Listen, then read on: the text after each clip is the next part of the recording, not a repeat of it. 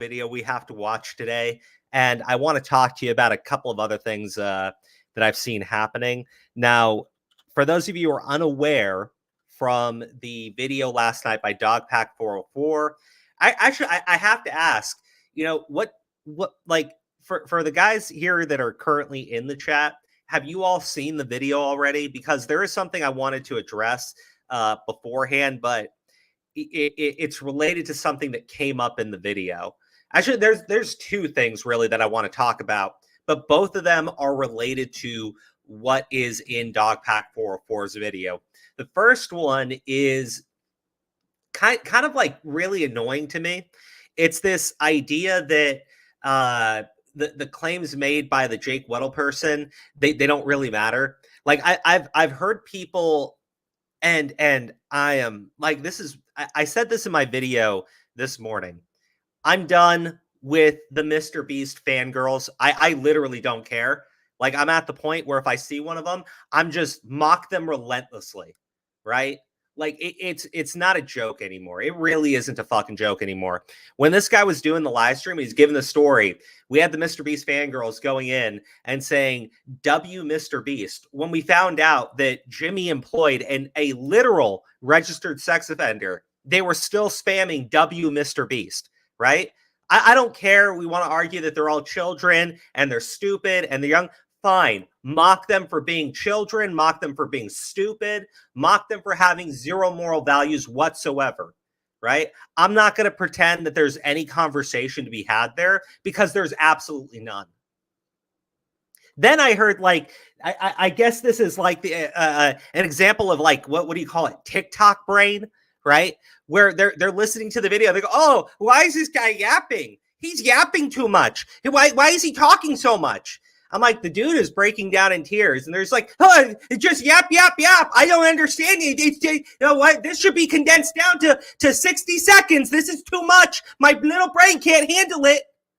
Like, I'm fucking done, right? Fucking TikTok squirrel-brained idiots. Like, it is annoying as all fucking get out. But if that's the way they want to be, right? If they want to group up and be a whole mass of pure fucking stupidity, by all means, let's just make fun of all of them.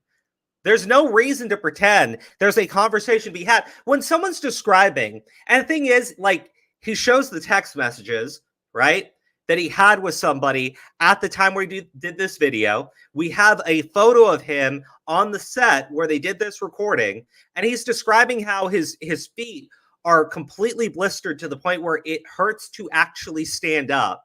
Right? He can't stand up on his own feet. His body is not well, and his mind is fucking broken because they put him in a padded room, right? They put him in a padded room where they deprived him of sleep for 10 fucking days. And you know what's really disgusting about the MrBeast fanaticism on this shit? Actually, let me pull it up now, only because I absolutely hate these people. You know, they want to suck off MrBeast. They love Jimmy. They watch all his content. Let me show you a video by MrBeast, right? Because they say that this is bullshit, right? Like, this doesn't make any sense. Like, oh, you couldn't sleep because the whites were a little too white?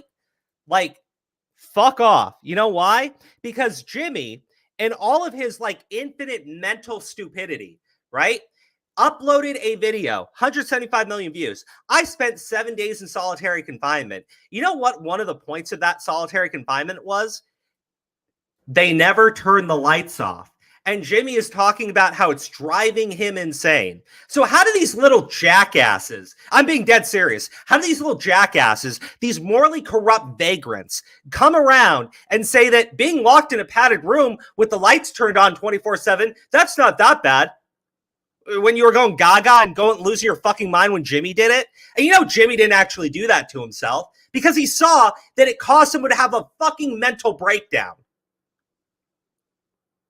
But you want to give me this bullshit? Actually, no, that's the most, like, idiotic thing that I've ever seen. The prison challenge has gotten them fucked over on the second attempt.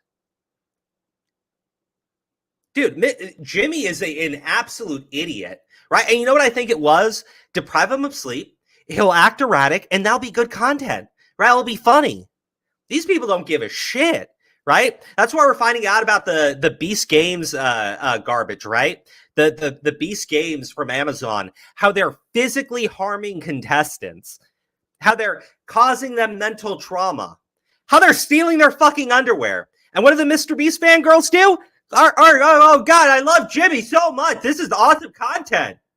Bro, like fuck off. Like absolutely fuck off.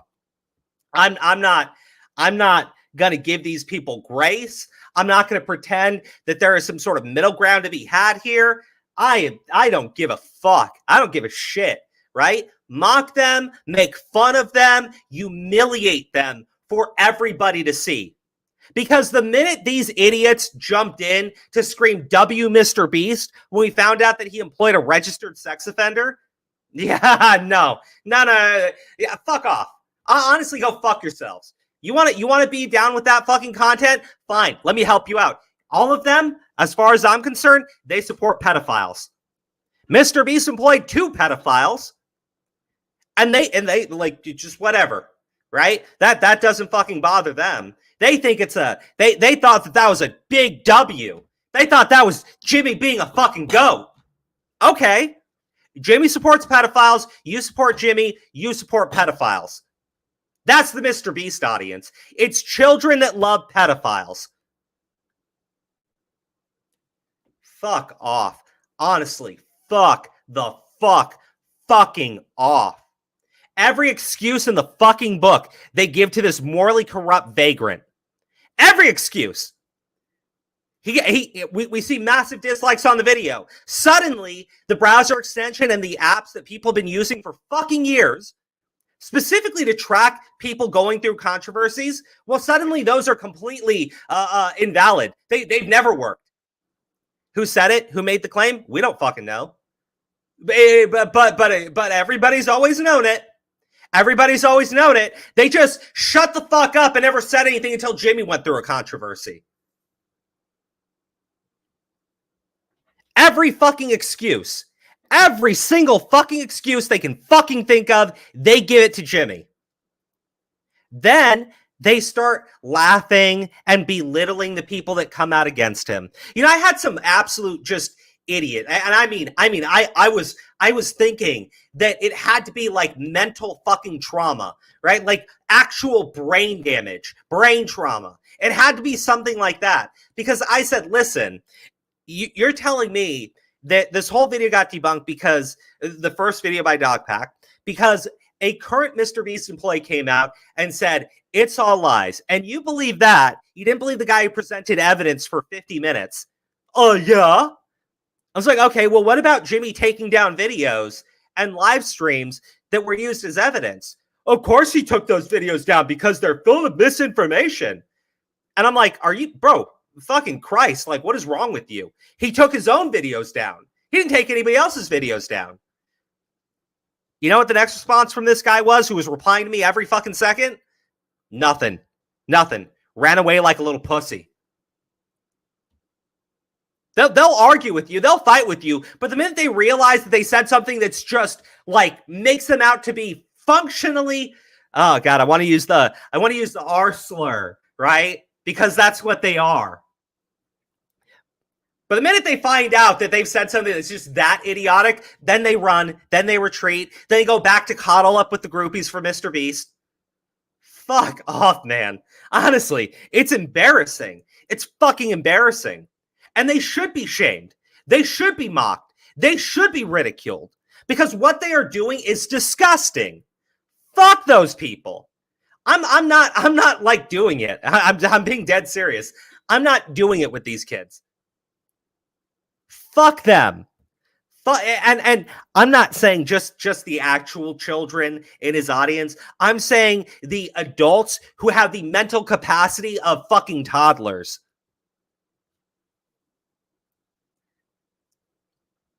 Seriously, I'm done. I'm fucking done. And I've heard people try to be like, well, let's have let's be civil, right? Let's try to, just have an intelligent conversation. I'm not doing that with people defending fucking pedophiles. Nah, fuck them. And fuck anybody who has a problem with that. I'm done with this shit. You want to be a MrBeast fan? Okay, you're down with pedophilia. You're down with children being abused. You're down with causing people mental trauma. That's who you are. But it's okay. It's okay, everybody. Jimmy gives money to charity, just like Jeffrey Epstein. That's the fallback, by the way. That's the fallback. He gives money to charity. He gives money to charity, guys. He gives money to charity. Can't we just let this all go? Can't we? Yeah. Can't we just let it all go? If you give millions of dollars to charity, we should just forgive everything. Like the guy who flew grown men to an island so they could rape kids. He gave a lot of money to charity. How many millions of dollars do you have to donate to charity for every child that gets fucking abused under your fucking watch? Be honest. How many millions of dollars do you have to donate? How much money are you putting on raping a child? Because that's what it is to me now. Be honest. Oh, well, Jimmy hasn't raped a kid. No, let's think about this, right? We have Chris Tyson, somebody who allegedly was using their position on MrBeast to get sexual favors from other people, who ran a Discord server that was filled with people. When I say people, I mean fucking literal children that were MrBeast fans, people that want MrBeast competitions. He basically funneled them to his pedophile friend. And then we find out that in that Discord server, there were other MrBeast crew members, including fucking Jimmy. And I've been honestly wondering the entire time, was the registered sex offender in that fucking Discord server with the kids? How would you know? How would you track that? Would you even fucking give a shit even if you knew about it? Because I don't think Jimmy would. He gets them hooked on fucking gambling. That's what Jimmy thinks of kids. They're money to Jimmy. Jimmy Beast, Ghislaine Maxwell, Jesus Christ. I'm what is it? What was this? 1 million in donos gets you 3 underage children. Is that how it works? Come on. I want to know from the MrBeast fans, right? How many millions of dollars does Jimmy need to donate to charity for every person that was sexually abused under his watch? 1 million, 2 million, 10 million, 10 million for her sexual abuse case. Guys, it's okay. He donated to charity, just like the other pedophiles. I'm like, fuck these people. Honestly, fuck these people. 10 million for 30 kids. Is that the going rate? Is that the going rate for MrBeast? For every 10 million children, 10 million for 30 kids, sorry. For every 30 kids that suffer mental trauma by MrBeast, does he just have to donate $10 million? That's going to make up for it, right? That'll make up for it. I am done. I am so fucking done with the MrBeast fans. I am fucking done with all of them. They are less than human to me.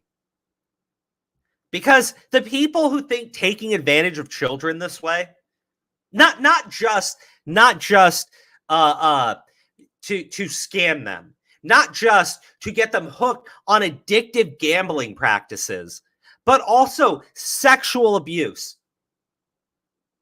Do you guys remember the lava kid? That one everybody said they were groomed by Chris Tyson, who came out rabidly defending Chris Tyson. We had the Rolling Stone guy come out there and source him and say he was never groomed. And then what came out later when the Discord logs all got leaked? What was it? Okay, yeah, those were definitely worse than just jokes. That was actually really inappropriate. And what's Rolling Stone doing now? Well, they're turning their backs on Chris Tyson. Now they're writing a whole article about how Chris Tyson is a sexual predator who's using his position to sexually abuse other people. That only took him 2 fucking weeks. That only took 2 weeks. I'm like, no, we're not doing this shit. We're not playing these fucking games. I don't care what charity you want to give to the audience for MrBeast, right? The only people that I will say get a pass are the actual kids, okay? Are the actual kids who have no understanding of anything that's going on outside of just watching the MrBeast video, because there are plenty of them, right? And I feel bad for them because he's clearly taking advantage of them. But to the rest of that audience, to the people that know what's going on, to the people who keep making excuses, to the people who keep defending it, dead to me. That like they have zero value as a human being to me. I'm not joking. I'm not pretending. I'm saying anybody that goes ahead and defends this type of shit, anybody that goes ahead and makes excuses for it and tries to downplay it and then tries to go, but charity, but the philanthropy. Fuck the fuck off. Like, fuck all of them. 4chan for Prez, thank you for the super chat. Archive.org, download Chris Caught the Discord links. Everybody, if you want to go through the Discord links, go ahead, follow the link. It's definitely eye-opening, the shit that they were saying with those kids. But again, Jimmy, I'm not kidding here. Those minors were in that Discord server because they were MrBeast audience members, because they wanted to be a part of that circle. And we have other people accusing Chris Tyson of using his position to get sex. He was using his position at MrBeast to put him in contact with multiple minors who he then started to groom. But they want to defend it. They want to make excuses. You go for it. But again, the reason why I'm going to his own channel is because these absolute brain damaged morons who are saying that being locked in a padded white room with the lights on constantly, MrBeast did an entire video talking about how this was causing him psychological stress. He did it for 7 days, allegedly. We all know he didn't actually sit in that fucking room for 7 days. But there was a whole big show by MrBeast on a video with 175 million views. But another guy says that they actually fucking did that to him for 10 days. And what's their response? Oh, why is he yapping so much? Why is he talking so much? Why is this going on so long? I can't focus. MrBeast, this sucks. Fuck all of them. Seriously, fuck every single one of them. I hope terrible things happen to them. Oh God. I'm just so pissed off with the entire MrBeast shit. I am so fucking aggravated by it. I'm aggravated by the fuckers that defended it. I'm aggravated by the cowards that hid away from it, who refused to talk about it, like a guy named fucking Ludwig, you ball-sucking.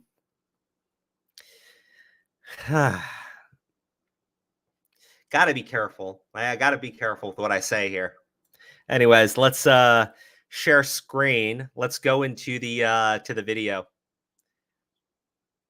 Carl did like that! Carl did like that! It's the worst connection I did in the video!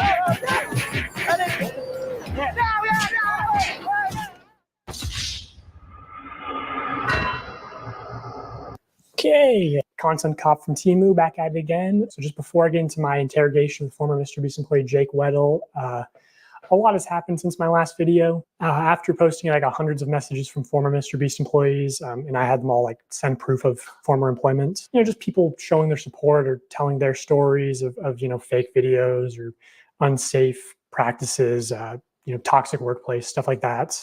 I'm not really going to get into those claims because, for one, like, most people want to stay anonymous, which I understand, and also, like, I think most of that stuff's just been covered with the news coming out about Beast Games and everything. And also, I have like more serious allegations that I want to start covering. Also, I heard from a very credible source that MrBeast has been sitting on a response to part 1 because he was worried if he posted it, I would instantly respond with part 2. Like this is Kids Bop, Kendrick Lamar versus Drake. Also, I know MrBeast. Kids Bop, Kendrick Lamar versus Drake. That's actually hilarious.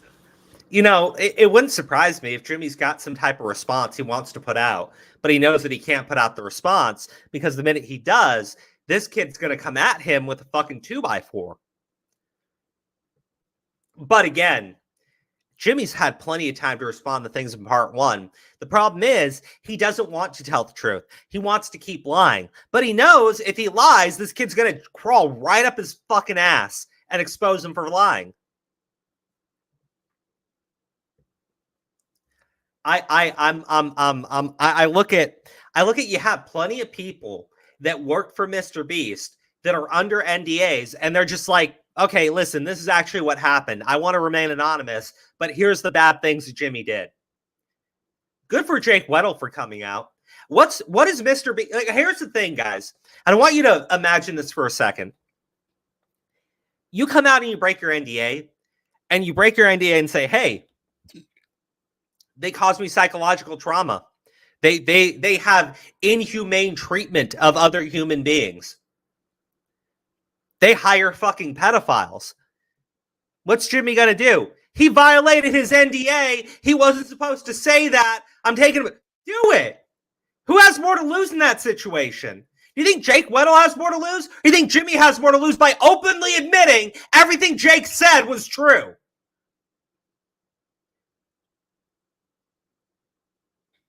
You think that Jimmy is going to sit there and tell everybody that you violated your NDA, I'm taking you to court because you're not allowed to say that? You know why he can't do that? You know why Jimmy actually can't enforce the NDA? NDAs are used to prevent someone from stealing your business secrets. That's like the actual reason behind it, right? Like, you run a restaurant, you have like a recipe, like a big family recipe or whatever, like the fucking 7 secret spices from KFC and all that other good shit. The NDA is there to protect the company so a rival business doesn't come in and just steal everything that they did. The NDA is not for people being sexually abused. It is not to cover up you traumatizing people. I guess you could say legally it's still covered by an NDA, technically, but you know why no moron, no idiot would ever try to enforce that NDA? Because they would be admitting to everything that they fucking did. And that is so much worse. That is so much fucking worse. What are you going to do? Sue DogPack? Sue Jake Weddle? Go after them for like what? Couple $100,000? How much money do you think Jimmy loses out of that? Admitting everything Jake Weddle said was true.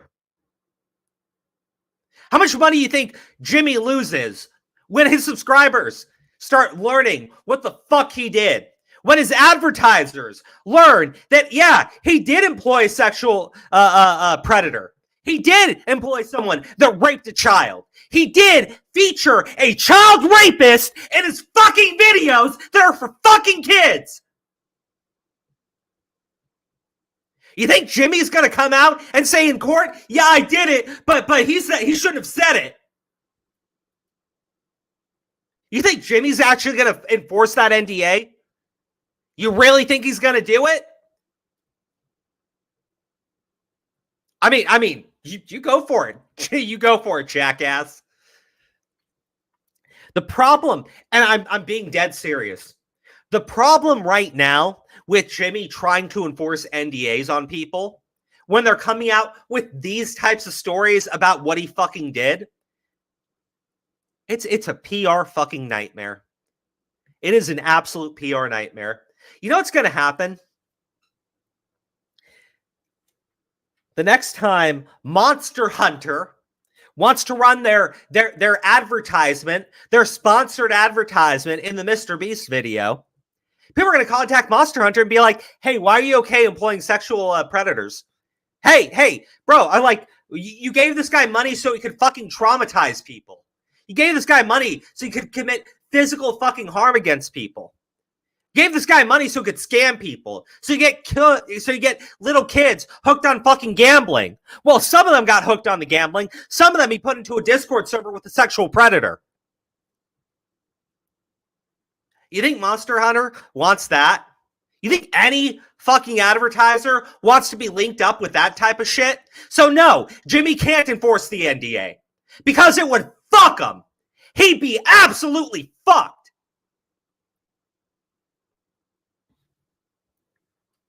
Common sense, everybody. Seriously, common fucking sense. You can't go out and reveal Jimmy's trade secrets legally, right? Because that's something that, you know, it's pretty easy to enforce the NDA on that shit, right? Because look, even that whole like Beast thing, how to succeed at MrBeast, no doesn't mean no. Yeah, it's creepy as fuck, right? But realistically, he could just say, hey, I worded that poorly, but you know, that was under NDA. You can't expose that shit. Sure. Yeah, yeah, true. What are you gonna get? 10 grand, maybe, if you're lucky. Maybe. I mean, good luck. Go for it, bitch. Do it. But you think he's going to admit? You think he's actually going to admit that he locked a guy in a padded fucking room, deprived him of sleep for 10 fucking days when he was physically injured because of the trash facility that they had built? You think Jimmy's going to go out in court and say, yeah, I did all that to him, but like, he shouldn't have ever told anybody about it. You think Jimmy's going to do that? You think Jimmy is that special needs? I don't. I honestly don't. I don't think I got to stop ranting. I know. I want to play the video. But I'm just saying, the idea that Jimmy would enforce an NDA that requires him to admit in court that, yes, he has been causing psychological trauma to people. Yeah, he does get kids addicted to illegal gambling practices. You think that fucking idiot, especially with how carefully he built his YouTube empire, you honestly think he's going to go out into fucking court and admit that shit? No, he'd be done. He'd be fucked.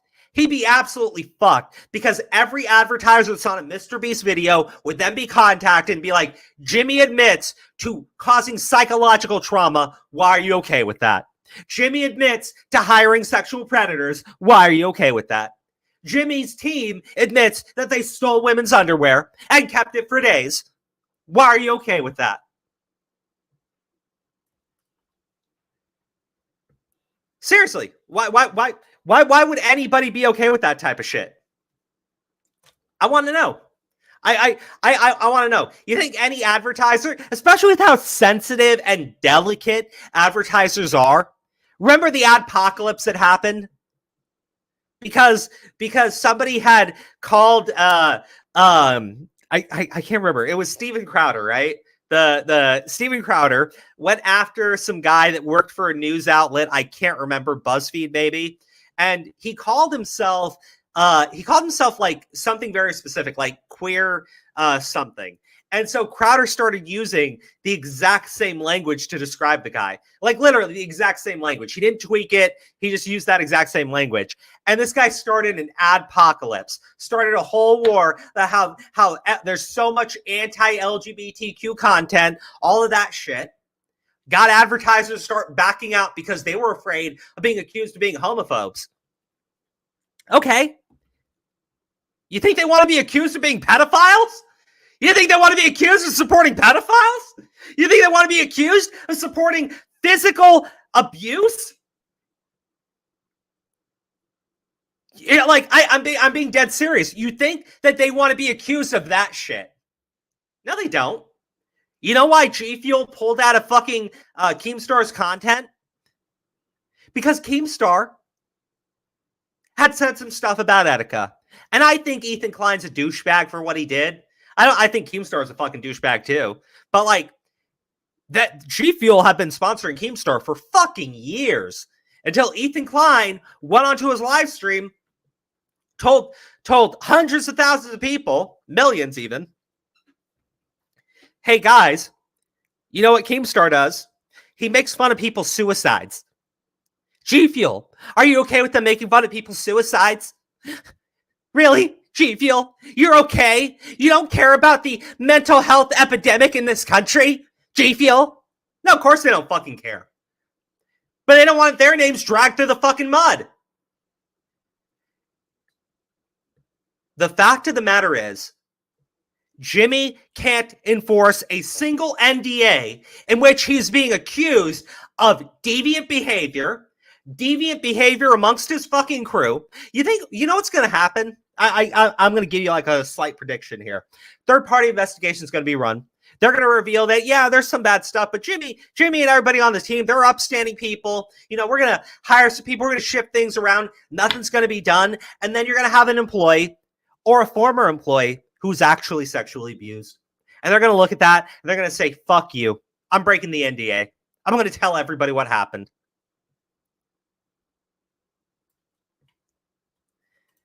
I'm sad because, listen, I'm going to be honest. The reason why Charlie doesn't talk about shit like this is because Charlie doesn't want to take a moral stance on just about anything.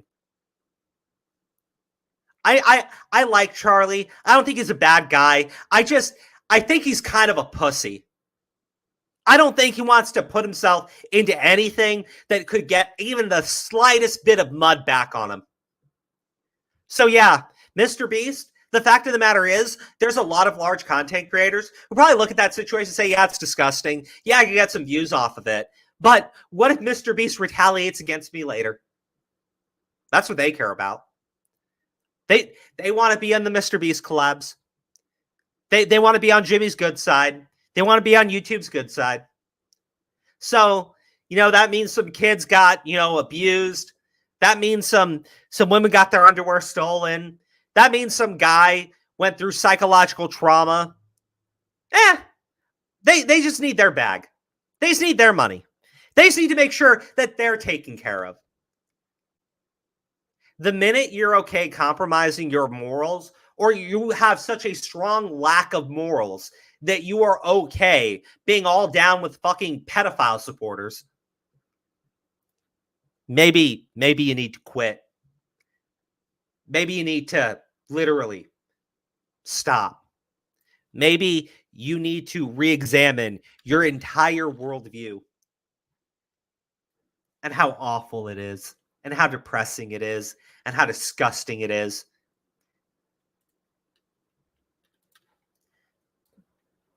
But Charlie knows how he feels about this stuff. Charlie just knows he's too much of a coward to actually speak up. Secret CEO has been practically like harassing my people on, you know, hey, what's in part 2? What does he know? So I will just tell you, James, what will be in part 3, so you don't have to harass my people. It will be about serious allegations of sexual misconduct in the company and your direct involvement in covering up those crimes. And I'll make sure to give you full credit and plaster your face all over the screen when we talk about that. So yeah, I've gotten dozens of messages from former MrBeast employees of very serious allegations. So I just want to put a call to action at the start of this video that, you know, if you have a story, you can DM me. Just make sure you send proof of employment first, because I get a lot of DMs. And like, as much as I meme and joke around, like, I take anonymity very seriously. So without explicit permission, I don't go public with anything. And obviously, if it goes to court, I would hope they would censor your information from the court documents. I don't know. And former contestants too. That's another thing I heard after posting my last video is during the 100 boys versus girls video, I have people corroborating the same story that the camera guy who gave the girls a drone was making some girls feel uncomfortable. You know, you trap these girls in a circle and make them sleep on rough turf and get them high on paint fumes, and then you try to f them. Okay, that seems really dark. No, it's not dark. You're misunderstanding me, bro. I think yeah, you are. Because if the girl said no, then the answer obviously is no. No. But the thing is that she's not gonna say no. She would never say no because of the implication. Anyway, so I love that he used that clip. That is one of my favorite clips from all of It's Always Sunny. But this is my next favorite clip from that show. Now listen close, kids. These goddamn niggers and Jews are trying to take over this country, and we've got to take it back. Whoops. Yeah. I just took a turn. Yeah, that show is fucking great. Anyways, listen. Don't ask me why that's my favorite clip. Don't. Anyways, listen. The idea that you're gonna have a competition where people are there to make money, and you have all of them locked up in a room, and then your crew comes over and they try to get in their fucking pants. You know what? Even if they say yes, you know what they would argue? And this isn't even like a situation of you're actually intending to do anything. This is more like common sense and why MrBeast runs his crew like just a complete fucking idiot, especially with how big and how much money is involved. They'll say that they were pressured. They say that they couldn't possibly have given informed consent. They'd say that you told them that if they slept with you, you would give them a bunch of money, you would help them win, and then you fucked them over, literally and figuratively. Yeah, power imbalance. They would argue power imbalance. And even as someone who thinks that argument is kind of overplayed by certain people, the point is, it's going to play out to the public like you are a dude who is offering these girls millions of dollars that they'll just suck someone's dick. Hundreds of thousands of dollars, I guess. You gave a guy 100 grand to put him into a padded room and deprive him of sleep for 10 days. These people are desperate. That's the fucked up thing. They are desperate. They do need the money. And Jimmy takes advantage of it. And if they want the money, he forces them to sign an NDA. Everyone who signed an NDA under those conditions should just break it. I'm being dead serious. They should break the NDAs and just expose Jimmy for what he's doing and force Jimmy to go to court and admit in court that he did every single thing that they're accusing him of. See who's the biggest loser on that one. That will be part 3. So, MrBeast, do with that information what you will. I know Chucky didn't want to respond to those allegations. So anyway, my interview with Jake Weddle, I chose to interview him because I thought he was perfect because he was both on camera and behind the scenes in 2019 and 2020. And also, what people don't know is that he came back in 2021 to be the sole contestant of a MrBeast video, which never got uploaded because it went very badly. He also knows about another portable document format who was working at MrBeast while actually on the registry. And I'll get more into that story at the end of the video. So I got his DM, drove straight to New York overnight, did not sleep, just drank a bunch of caffeine. And I also only had one microphone in the interview, which he's wearing. So it's mostly just him talking. Also, like, final thing, people said my last video started slow. This video also starts slow. It builds up over time. But I'll do the retention thing and say, the ending will blow your mind. It's crazy. Yeah. Okay.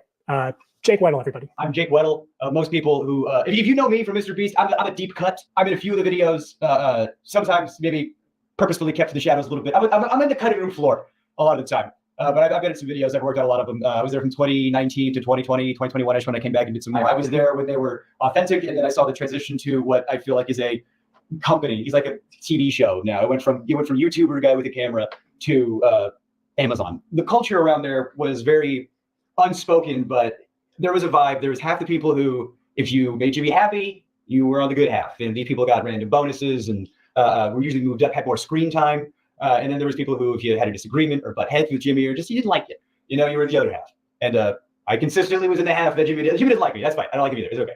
That's also good to say. I don't like Jimmy. I hate you so much. He didn't want anyone to get more popular or have more of a way out necessarily. Like, oh, I'm doing my Twitch thing on the side. Don't do that because you could get famous and leave and talk. Yeah, because Jimmy wants control. It sounds like a cult. No, I think the way that he treats the kids in his audience, it sounds more like a cult type of behavior, right? But with the employees, it's very simple. He's controlling them with money. He controls everybody with money.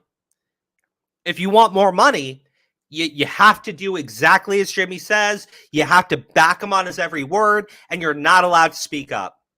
Because if you do speak up, it's not in writing, but suddenly you'll just find yourself being cut out, you'll find yourself, oh, you didn't make your bonus this month.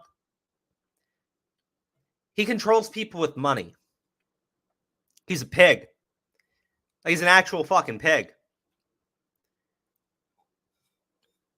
If you're running a business and you are so sensitive that you can't handle somebody disagreeing with you to the point where you're going to take their money away from them, it's toxic. Yeah, it's toxic. He's a bitch. He's a cowardly little fucking snake and a little fucking weasel. And here's the actual problem when you do that type of shit. You know when he was saying, like, hey, if you want to go do this Twitch thing, he doesn't want you to do it because you could become famous and then you'll leave the channel. Well, I believe it. You think there aren't currently employees at MrBeast who are looking at this situation and thinking, huh, why don't I just come forward? Why don't I just go do my own thing? I'm not making anything at MrBeast. They're going to be the first ones to stab him in the back because there's no actual loyalty there. It's not about loyalty. It's about money. What happens when they start seeing that the MrBeast ship that they thought was impenetrable now has leaks everywhere? You think they're going to sit there and go like, I'll go down with this ship? Or you think they won't find the first fucking lifeboat that they can get off on? Search for why NDAs are worthless on YouTube. Thank you for the super chat. And like, you're right. I've said it. Like, the NDA is highly effective when it's being used for its intended purpose. But if you're somebody who's embroiled in multiple different controversies and you're trying to use the NDAs to shut people up from revealing more information about you, they're never going to enforce that NDA. They can't. They absolutely can't. You're one fucking person. What's the most money Jimmy can go ahead and go after Frank Weddle for? What's he going to do? I'll see you for $1 million? That's not what he's going to get. I'd say at most you're talking about the tens of thousands of dollars. Still a decent chunk of money for most people. It's nothing for Jimmy. It is actually nothing for Jimmy.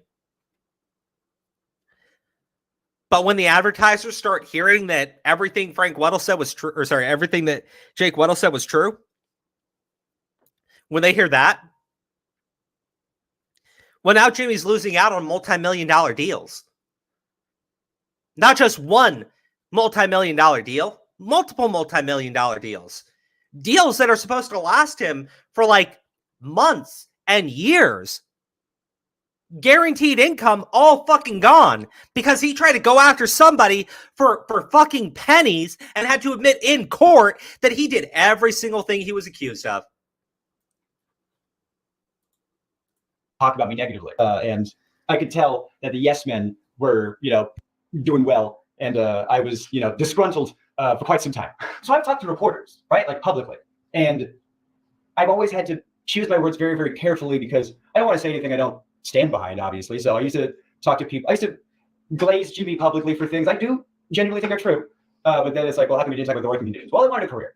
I didn't want to, speak ill of YouTube's golden boy and then I'm blacklisted forever. I tell people I was talking to you, and they go, "Oh, what are you doing? You're going to kill your career." It's like, I have to, or I'll be sad. If this is the moment, we're going to talk about it. So as far as that, that's my covering up of why we didn't talk about XYZ sooner. But now you know. What would you say is the fakest video that you worked on while you were there? Fakest video that I worked on while I was there. This is the extent of the fakeness that I was involved to. This is like admitting to my complicity. I was a writer there, and we were working on a video, crushing my friend's car with a rock or meteor or something. It was a rock or meteor in the title of it. I can't remember, but he wanted to do a prank where, unbeknownst to the person, he takes a rock, crushes their car, and they're supposed to think a rock came out of space. We're gonna take a meteor and we're gonna put it on Weddle's car. We're gonna take another meteor and put it on Marcus's car. Both of them have no idea that we're doing this. Weddle and Marcus are probably shocked. They had no idea. And so that was the one and only time I had to, my car? What? And on the fly, I saw him, because Marcus was in that video. So Marcus is calling his mom. Marcus genuinely had no idea. He genuinely had no idea. But so Marcus is calling his mom, and his mom's freaking out. And I'm like, oh no, they're going to call my mom next. So I had to text my mom, who had to beg to get the title very quickly. Now I'm texting my mom, I go, Mom, I'm about to call you about the meteor thing. You have no idea? Be surprised. and then I hit send, and then they go, call your mom now. What is this? Tom Dark is interviewing him right now, and Tom sounds like he's defending MrBeast. I don't know. Like, I haven't watched many of his videos in a while, so I don't know what his take is on this stuff. I remember seeing him on I think it was on X last night, where he was talking about this stuff, and he just seemed to be kind of downplaying everything. I believe. I can't really remember because I was looking at a bunch of stuff last night that was coming through. What is Tom's like? Was it Anon Bird? Oh yeah, DogPack interview happening early on stream. Yada yada yada. Streaming today on Tom Dark channel. Yada yada. 80% of MrBeast allegations are terrible virtue signal bait slop. 20% of the allegations are really concerning. You need a response from Jamie promptly. Well, that's just a retweet by Diorio. I think it's more like 80% to 20% serious allegations, not serious allegations. I don't know. Maybe he is, maybe he's not. I personally don't really know, but I'll just put it like this. If he is going to defend MrBeast on it, he can go fuck himself. All of them can go fuck themselves. Like this idea. Oh, guys, like I've seen some actual stupid shit be claimed against MrBeast. Like there's somebody who was like, listen, he tweaked the progress bar on a challenge so you could collect more ad revenue. And I'm just like, okay, and nobody cares about that. That's deeply unserious. That is not anywhere close to the majority of the claims that are against MrBeast. I think a lot of them are used to defending MrBeast from actually like seriously deranged claims against him. Like I said, the people that got pissed off from the wells in Africa and everything. He's trained people really well. He has. But when somebody is complaining that they are literally running scams with their fake competitions, when somebody is saying that they're running illegal lotteries, yeah, those are actually serious claims. Tom Dark is licking the whole boot for Mr. B. Well, good for him. Good for him. Tom's made a bunch of mistakes on YouTube. And I'm not talking about like the things people have like gone after him for, like the stupid words he's used or whatever. But hey, if he wants to go down that route, he go down that fucking route. I know what a fucking idiot he is. I know he's made major mistakes before.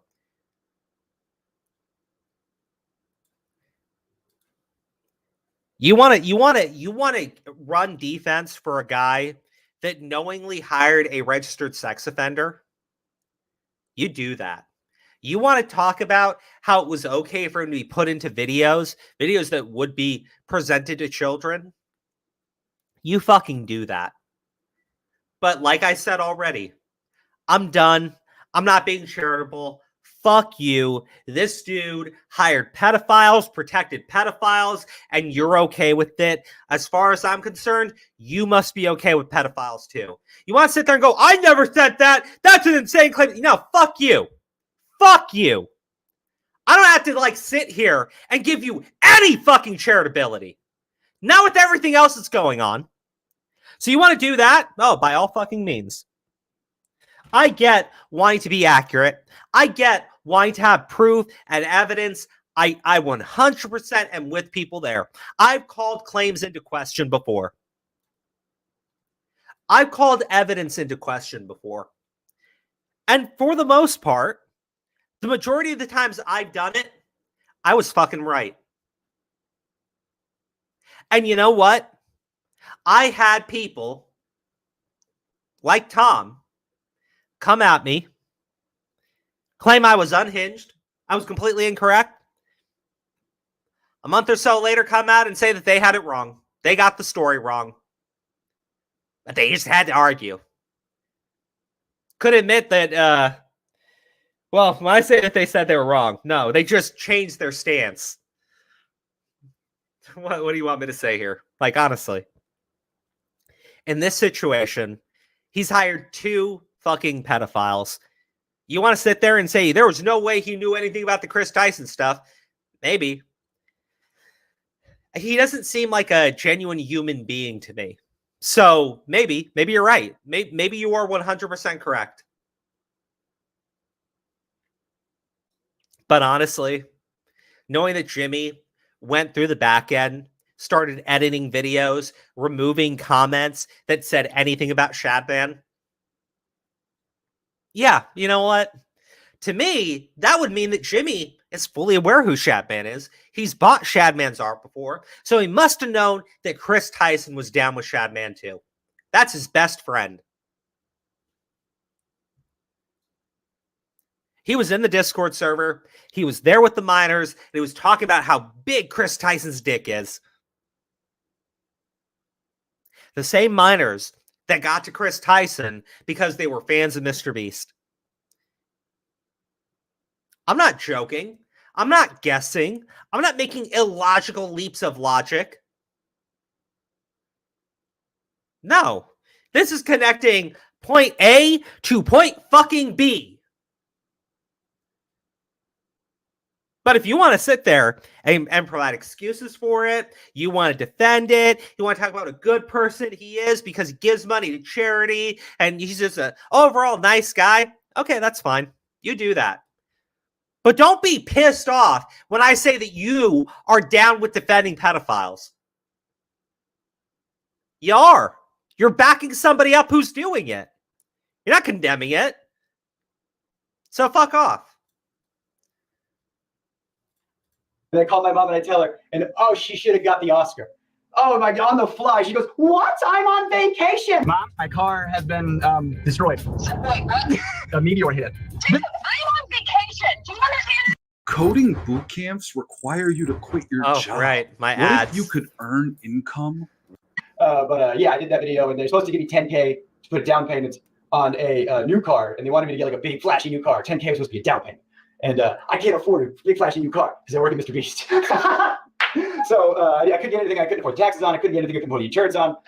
So I do my part of the video, and I get a mom van that I could afford. And Jimmy was like, "Why didn't you get a cooler car?" I was like, I can't afford that, bro. Come on, what are you talking about? You know, I was working. Get you block. Hold on.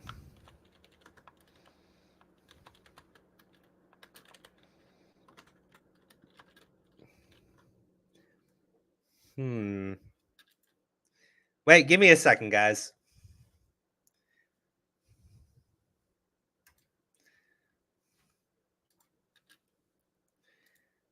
If I add this extension, does it go live right away?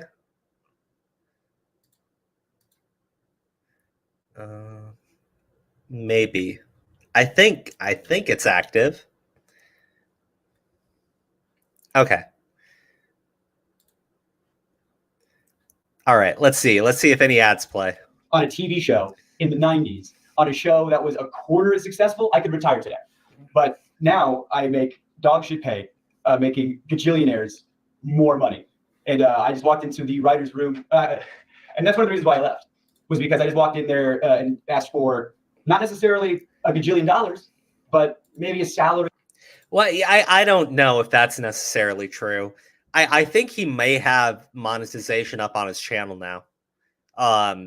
You need like I think it's like 10,000 watch hours or something like that, and or is it 1,000 watch? I don't know. It's something like that. And he definitely made that with his first video. So the fact of the matter is, I think he maybe has the video monetized. Although I was a little bit surprised because during the premiere, nobody had dropped a super chat to the guy. And I was thinking, hey, well, why aren't you dropping a super chat? Probably because he didn't have super chats turned on. I've done that before. I did a whole live stream when I was monetized, never had super chats up.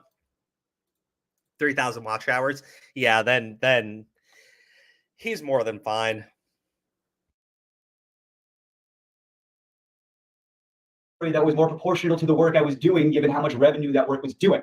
And then, you know, I talked about that, and I talked about the Writers Guild and how this is what the Writers Guild industry standard is for the streaming internet content with ads. I thought that was the closest thing to YouTube, and I didn't even bring up residuals because, oh my God, if I got residuals for every video I worked on, boy, hell yeah, I could retire. But Okay, yeah, he said the vids are not monetized. Okay, yeah, so I guess YouTube is just throwing their ads onto the content. That is scummy. That really is. But why YouTube wants their money? At the end of the day, YouTube wants ad revenue. They need ad revenue. That's why I said, like, YouTube's probably going to defend Jimmy as much as they can. Now, this guy's like opening story talking about the whole car situation. I think it's funny just because it shows how detached Jimmy is from everybody else. Like, hey, destroy this car and I'll give you money to go buy a new one, but the money is just for a down payment. Do you know how fucked up that is? Put it like this. Hey, Jake, you want to be in a MrBeast video? I need you to destroy your car, but I'm going to give you money to go buy another car.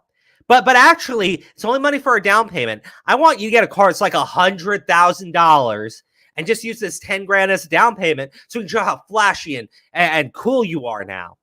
And then Jake Weddle becomes financially dependent on MrBeast to keep paying him so he can afford the brand new fancy car he owns.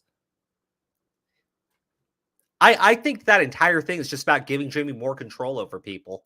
The other thing I talked about was there was another writer there, older comic, black guy. He had a kid, and I got paid more than him, and I thought that was wild because he was older than me, had a child.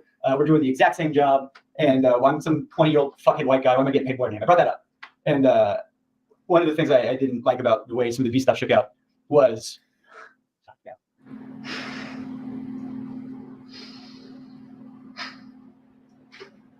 I feel really guilty about the way this shook out. I was talking to this other writer, Mike, it's fucked up, that's how the pay is, and I want you to get paid more, because you deserve to get paid more. I don't have a kid. We'll talk about Jake the Viking. You desperately do want to talk about it. I like my job. I like because when you grow up with nothing, not to say that he did, but I know I did. You get a little something, you don't want to lose it, so you don't want to rock the boat. But he said, "Hey man, that's how you feel, if that's I trust you." He stood with me. He went in that meeting with me, and I said at my piece, and he backed me up. I said, "I need X, Y, Z, or I'm out of here." And they said, "Bet," and they gave me a severance check the next day, and they gave him a severance check the next day. And if I knew he was going to lose his job too, I wouldn't have done it.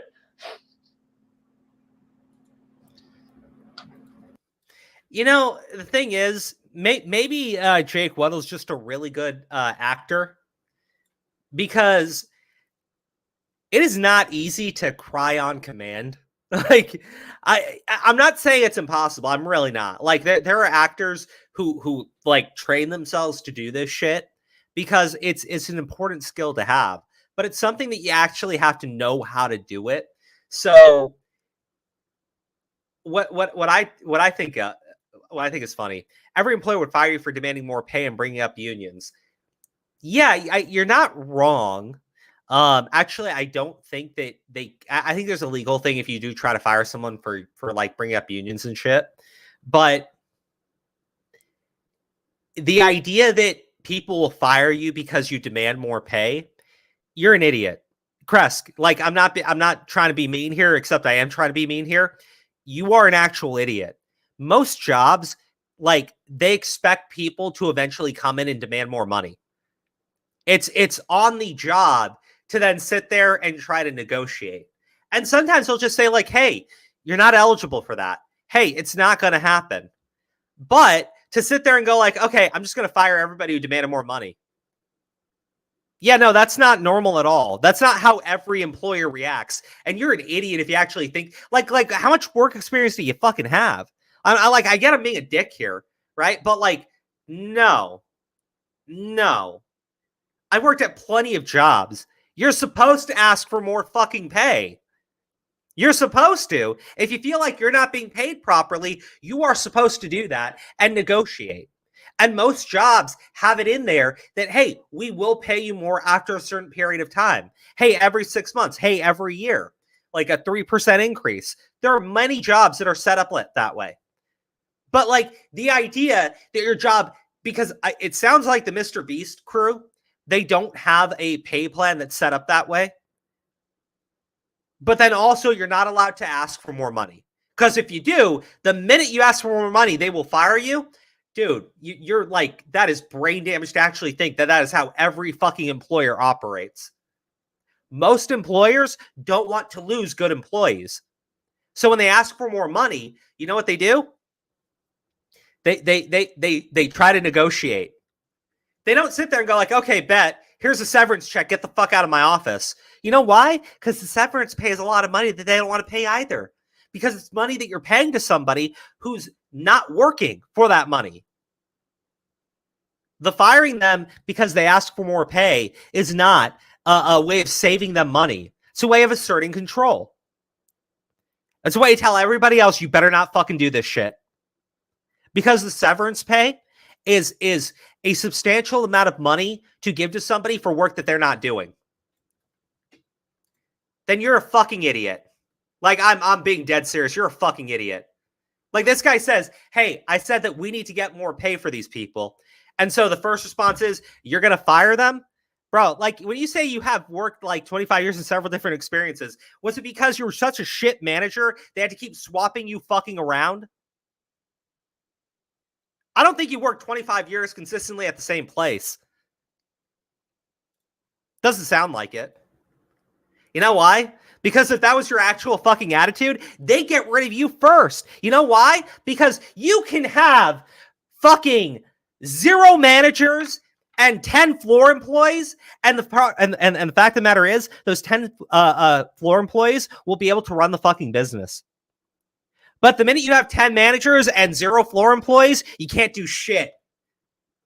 That's the dirty little secret of fucking managers, especially dumbasses who think that they can just pound their fist on the table and tell people how it's gonna fucking be. Good for you, dude. I want to say you've got 25 fucking years working experience. You think I fucking don't have working experience? You think I haven't been in managerial roles before? You think we don't do cost-benefit analysis on what it takes to keep a good employee when they're asking for higher pay versus the risk of firing them and having to train a brand new fucking person? Get the fuck out of here. Me, I was over the moon. I was like, you're going to give me a check and I get to leave? I don't get to deal with the how many Orbeez can I fit up my asshole every day? And I get to go home and you get it. Listen, we can disagree. You want to say something's objectively fucking stupid? Yeah, I'm going to call your ass out on it. I don't care who the fuck you are. You're going to pay me to leave. I was over the moon. And he was devastated. He did not want. Listen, he just wanted to be in the room, And I really regret that. But me and him are really still tight. We're still good friends. Is he doing good? Yeah, he's doing good. He's a good guy. I love that guy. He's doing good. Yeah. So maybe you just feel better? Honestly, best thing I could have done for him. Now that he's a very, very far removed from all this crazy shit, I guess. Do you think Jimmy really enjoys doing good and helping people? I think Jimmy wants to be the best YouTuber. I think he is laser focused on one goal. And I think whatever he has to do to achieve that goal, he'll do. And I think it was the smartest decision for him that he calculated, because he's very good with numbers. If I donate to charity, people can't say I'm shitty. If I give this homeless guy 10K, what do you mean I'm a bad guy? But I've always thought, if you're going to do something nice for somebody and you stick a camera in their face while you do it, that you didn't do a nice thing for somebody. You gained something. There was a homeless guy on the street and you saw an opportunity for yourself and your image. And you gave one guy $10,000 who needed it to eat. And now the revenue you generated from that video is way more than what you gave. I think when he's generous on camera, it's the least authentic thing in the world. There's an element of... I've got to say, I know the argument he's making.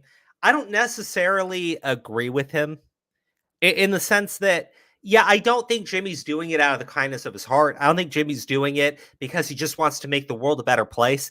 He's obviously doing it because at the end of the day, the video he generates off of it is going to make him more money. But like, at least he's giving the money to these people. There are plenty of people that will pretend to give money to the homeless, right? Oh, dude, I'm going to give you $10,000. This will change your life. I'm going to give you $1,000. This will change your life. I just need you to look at that camera and start crying and talking about how I made your world. And then they turn off the camera and they say, actually, I'm just going to give you $100. Or actually, I'm just going to give you $20. Go away. Oh, you don't want the $20? Okay, well then I'll just take it back. I'll go ask the other guy who doesn't have any money. At least he's not doing that, right? At least he's not going about it that way. But I do think that it is really bullshit to then sit there and talk about how Jimmy is like a charitable, good-natured person. And that's the point of the videos, right? But like reality, it's just about money. It's just about his channel. It's just about growing that. You know, oh, hey, you're crying. That's so good for camera. You know, I'm so glad if you're crying because you're so thankful that you got XYZ, and then you go, oh, I'm so glad he needed it that bad so I could come in and, oh, can you cry more? Oh, it's so good for the camera if you could. Oh, it made me uncomfortable when I was working there, and I didn't like it, and I vocalized it sometimes, and I think that's why I wasn't on camera as much as they said I was going to be. I was told at one point that I was going to be like fourth banana, you know, it was going to be Jimmy, Chris, Chandler, me, you know, and that never happened. I remember talking about that, like, hey, I thought my contract's on XYZ. And then I got the severance checks. So, you know, whatever, how that regard. So after your severance checks, how was your relationship with the company? I know you appeared in videos after that, right? Right. So in videos where I was appearing in later, that's why you keep nice publicly. If you're nice in public, hey, Jake was nice in public, let's have him back for something. You know, yeah, sure. So I was hoping they call back, you know. And I appeared in some videos after I left. I think one of them was 3 days in a maximum security prison. If I did do many challenges in that, I got paid. I was, you know, clocked in with a rates, and I would get paid and compensated for those. But there's one video I was in, I got paid a lot for it, but it didn't come out. It didn't come out because it didn't go well. There was a video that came out probably like a year ago, something like that. It got a lot of hot water when it came out. It was the surviving like $10,000 every day you start in solitary, or surviving solitary for whatever. It was one of those solitary confinement videos that got a lot of media attention because everybody saw the premise and thought, what? You shouldn't do that.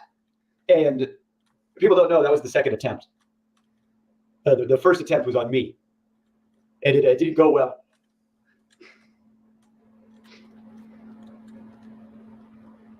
I was already planning on moving to New York, and I worked at a couple of YouTube companies after Beast, and I had a little bit of change in my pocket, you know, the most change I had in my pocket ever. You know, small potatoes, yeah, compared to Beast bullshit, but you know, I thought I had enough to move to New York or whatever. And I get a call from somebody over there, and they go, "Hey, they want you for a video." I was like, "Oh, amazing, great, cool, thank God." What's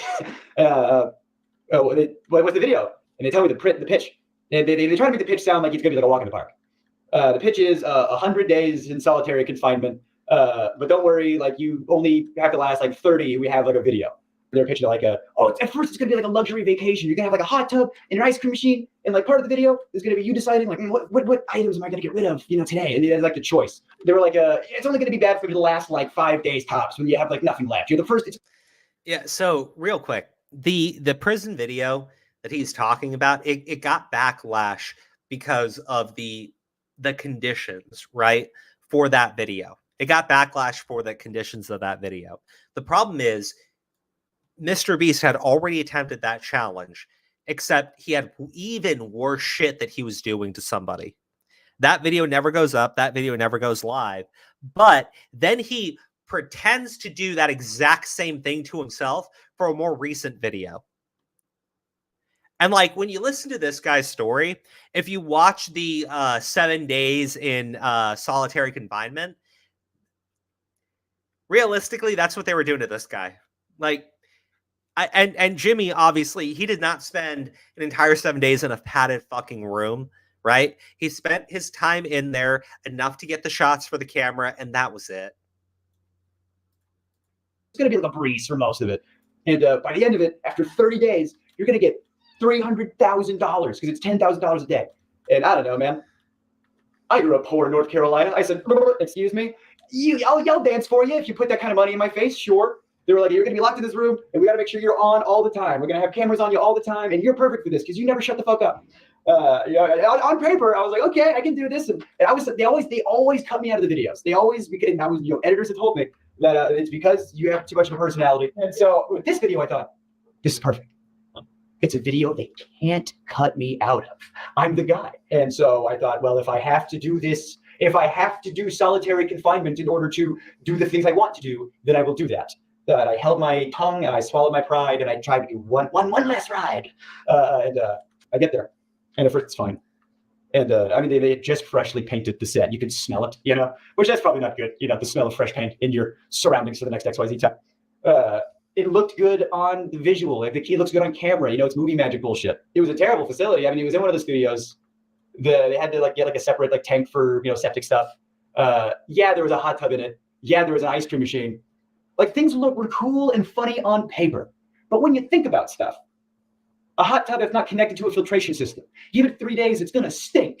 You know, there's not like a hot water mechanism. So the hot tub was a lukewarm tub at best, which was a silly complaint, but the shower was always cold, and you're taking like a quick shower, and I had cameras 24/7 on me, and the ice cream machine, let's talk about that for a second. The ice cream machine has 2 modes, on, and off, reeking of smelly dairy mildew. Like, so I got to choose which sense was assaulted at a time. I couldn't have all of them good.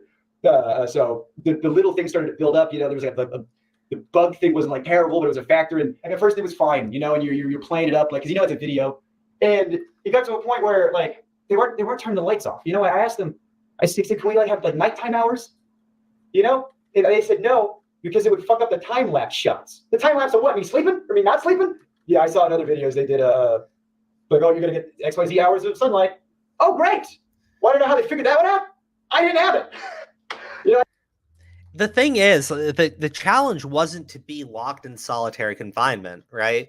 The challenge was, you know, you're going to be in prison.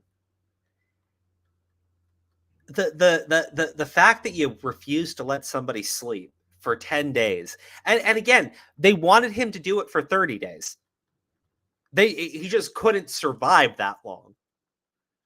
It is fucking baffling to me that anybody thought that this was ever a good idea. Like, the thing is, if this was before MrBeast was super successful and was making a bunch of money and everything, maybe you could have like some type of, I guess, excuse, right? Maybe you could. The problem is, MrBeast, with the way he's running this challenge, with the amount of money that's involved, with the amount he can spend to make sure that these are done properly, you want to go to these extremes, you need to have the right people on board to run these challenges the way that you want to do them. The fact of the matter is, you're not doing that. Like, you're taking shortcuts, you're pulling half-assed fucking measures, and it's clearly led to a serious fucking problem with the people you're doing these challenges on. And is there anything to be said about how you chose to handle it? Right? You put these people, locked them up in a fucking room, deprived them of sleep. Hearing that is insane, right? Like, you hear that and you go, that sounds deranged. That sounds like semi-psychotic. One of the things was you got to take away your clock, so you didn't know what time it was. Okay, I got no access to the sun. I got no access to clock.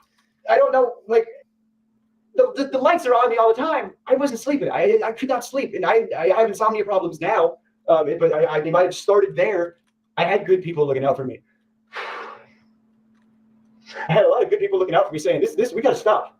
So I just wanted to turn the lights off, and I'm vocalizing to people, "I wish the lights would turn off." And I go up to my friend, my good friend, and I go, "They're not turning the lights off." He goes, "What? That's a war crime. We're not allowed to do that to terrorists." Yeah, like the idea of putting somebody into a locked room, right? Putting them in a locked room, not letting them know what time it is, right? There's no sun, there's no moon, you have no clue what time of the day it is, and then you deprive them of sleep. That is inhumane treatment, right? And the reason why it is considered a war crime to do it to prisoners, right? It's a war crime to do it to prisoners of war, is because it causes intense psychological and mental suffering. It's well documented what this treatment does to people, because in the past there were countries that would catch prisoners, in order to get them to talk and confess and tell them what the other side is planning, they would put them through inhumane torture. This is one of those types of things that we do not allow you to do to prisoners of war. because it is that fucking demented. And MrBeast was doing it happily to some guy that had been with him for multiple videos at this point. Oh, good. 24 hours breaking the Geneva Convention, I guess, is what we're doing. So, you know, they're giving me, you know, melatonin, you know, it's not helping, you know, and then Jimmy would come in like every other day for like an hour, you know, to check in on me because he's doing other stuff. You know, I'm just the guy in the cage over here. He'll come back to me in a minute. And so he'd come by, he'd get the shots, he'd leave. Sometimes he'd have a note from the director over the phone. That would really piss me off. This is a note I got from the director, from Jimmy, when I'm receiving some cash. He said, Jimmy said, can you say to the camera how thankful you are that now you can pay back your student loans? You know how hard it was to do a take of that? And pretend to make it genuine? I don't want to have student loans. I don't want to be in a cage. But Jimmy's the guy with the money, and if you do what he says, he'll do what you want. You want your student loans paid off? You just be in his cage. And you have power over people. When one person doesn't have resources and the other one does, and they hold it over your head, and you go, of course, yeah, I agreed to it. I needed it, of course. There's something about like having the cameras on me all the time. Like I was not having a good time, but we were filming a video, so I was trying my best to be funny. You know, I'm a dark comic. You know, I got bits about. I had a very traumatic life. I have my dad is in jail for sexual assault of a minor. You know, so this kind of stuff is very near and dear to my heart. You know, I don't fuck around with this shit. Yeah, I have jokes about that in my act. You know, I joke about it because that's what you do in traumatic experience. You know, abusive relationships. I get out of it. The first thing I do is I do a type about it. Real quick, I told people when we started this fucking stream, if you're going to defend this shit, get the fuck out of my channel. I'm not kidding. I wasn't joking. I wasn't pretending. But listen, you want to argue with me that, yeah, people fire people all the time when they ask for a pay raise, right? That's just good business. I fucking know you're full of shit. But that's fine. That's not really you defending MrBeast, really. You know what I mean? But you want to argue that, well, sleep deprivation requires a few different elements. Shut the fuck up. The guy was locked in a fucking room for 10 days. The lights were on. The room is a padded white room with bright lights. Maybe the light is reflecting from every fucking surface in the fucking room. You fucking moron. But then you want to go and say, like, that's not technically, that's not sleep deprivation. This guy's just being a faggot. Don't worry, I stopped myself from saying the word. You think I'm going to sit there and listen to that shit and let you ramble on and run your fucking mouth? You don't know what the fuck that is? That's fine. You know what I welcome you to do? Find a padded fucking cell, put yourself in it, no lights, and just stay there. And I guarantee you will go batshit fucking crazy after 2 days. You're not defending this shit on my channel. Go do it with somebody else. The way I hear it, there's a guy known as Tom Dark who is just sucking this dude's left nut nonstop. Go to his channel and talk about what a good person Jimmy is, and how everything's being blown out of proportion, and sleep deprivation. Like, it requires way more things than just that. You do that with somebody else. Get the fuck out of my channel. I wasn't joking when I said I wasn't putting up with it. You know, so I'm in the situation where my mental health is not good. My physical health is getting worse, but we're filming. So I'm doing bits. I'm talking to the camera. And I'm being, you know, like, hey, it's been a couple days. I'm not doing so hot, you know, which if I'm filming a video, that's what I should be doing for the camera. But it was too real. If they're faking videos, cast. I'm sorry. You know? I'm sorry, Krusk. I guess you can't even go to Tom Dark. Go to Keemstar. Keemstar will do anything to defend Jimmy right now. Go to Keemstar. That's good company. Go fucking chat with Keemstar. God damn it. Like, I'm being dead serious. When I listen, stuff like that, I do need a moderator on the channel. Actually, I know somebody who I can give mod status to, only because they they've been with me for a while, and they've been in all my live streams. So I should probably give them mod status. Just do it if somebody is spamming the channel. If it's somebody being a fucking idiot, you leave it to me. I'll make the decision. Mostly because I enjoy being the one to put them on timeout and give them a little break. Let's see here. YouTube Studio.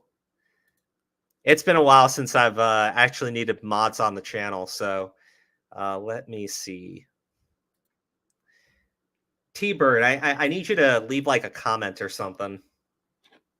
Oh no, wait. Did I mess this up? I think I maybe messed this up.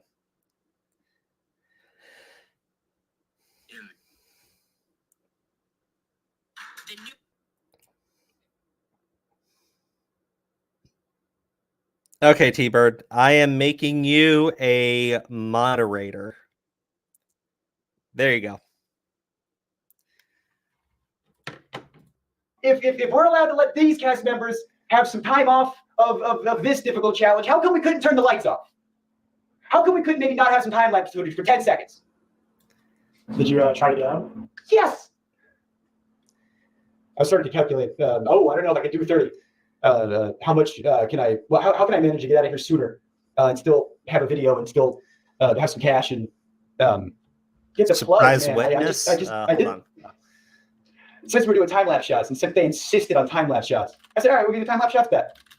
I put my YouTube on with the whiteboard they gave me. And I was like, all right, yeah, go ahead and scrub that footage. You know, you got that whiteboard. Oh, no, either that goes in or this footage is unusable. And then, you know, James Warren came in and erased it. You know, fucking, don't put that. Hey, we can torture him. Don't you dare let him get a plug in there, you know? So anytime, T-Bird, you deserve it. Like, we were playing up the joke, you know, it's like, I'm the boy in the cage, you know, whatever. Look, I'll play him a joke, whatever, it's fine. It's just something weird about when Jimmy jokes. I have jokes about my dad because I love jokes with my dad. I'll joke with my dad all the time. I guess piece of shit. I hate it. Well, why is the dog pack vid not trending? YouTube is suppressing it. Like, and I mean suppressing it kind of hard because it's got 6.3 million views on this video. And what's nuts is when this video came out after the live stream, I was in there, 125,000 people concurrently for probably, I want to say the last half. But when it began, there were already 90,000 people in there. So when it ends, the video shows that it has 43,000 likes and only 20,000 views on it. And I was like, you guys are like, just what the fuck do you think you're doing? What do you think you're doing? Actually, somebody said something. Where's the original mods? Crow, Steve, Aura, Kayla, John, and whoever else was in the original mod team. Aura's at work. Kayla is married to Aura and has like her own life that she's doing. John is at work at this time. He occasionally still shows up to the streams, and Steve's running his own channel. One of Steve's live streams, he had I think it was like over 200 people watching it, and I was like, dude, that's fucking amazing. Steve's been putting in a ton of fucking work, but they still have mod status on the channel, but Aura will occasionally join in. John will actually join the live streams from time to time, but yeah, everyone's got their own shit that they got to do basically. And I was gone for a while too, so for me to come back and be like, hey, I need you guys back here immediately, that'd be messed up. I have friends that make fun of my dad. That's fine, because I know their intent. I know where they're coming from. When Jimmy joked with my dad, and I sometimes see weird. I don't like it. We were doing that one of those hide and seek videos. Again, you know, at the time they were a lot realer. So I got caught, and when you get caught, you know, you go to the place where you get caught. And I don't know if there's footage of this. I don't know if I definitely didn't make the final cut. But he says to me, "All right, you're going to jail. You know, like your dad." And like, dude, it's a joke. W for Steve. He's amazing. But when my friends do it, it's fine. And Jimmy just wasn't my friend. He was my boss. And that wasn't cool. And so now I'm locked in a cage at his whim. And I have to do things to get the cash I need to live. And I got these cameras on me all the time. And I was... Do you think the original Adpocalypse was controlled demolition of platform to raise the status of the likes such as Jimmy? Yes and no. Like, I think YouTube had a hand in driving a lot of that conversation, but I don't think it was planned. I don't think it was something that they wanted to see happen. I definitely think they directed the chaos so that the outcome was something that would be more beneficial to who YouTube specifically wanted to promote. The fact of the matter is, Jimmy, for the most part, was making very safe content. A lot of the stuff we're hearing is stuff from way behind the scenes, okay? And Jimmy's strategy of cultivating a child audience and conditioning them to be his avid supporters, yeah, like when you actually, when you actually look at the steps that were taken to ensure that these kids would become like avid fans of his channel to the point where they are desperate to buy his merch because they think if they do that, they're going to get something from Jimmy. Like he's going to notice them. He's going to support them. He's going to buy them plane tickets. He's going to give them thousands of dollars. All they have to do is go buy more Feastable bars and go to the stores and fix the shelves for his fucking garbage candy. I don't think necessarily Jimmy was who they were thinking about during that stuff, but Jimmy was always a safe bet. Up until today. I mean, end of the day, up until today, he was a very safe bet for YouTube. And they'll protect him. Like, they'll go down swinging to protect him. He's unwell. I had editors coming up to me saying, "You good, bud?"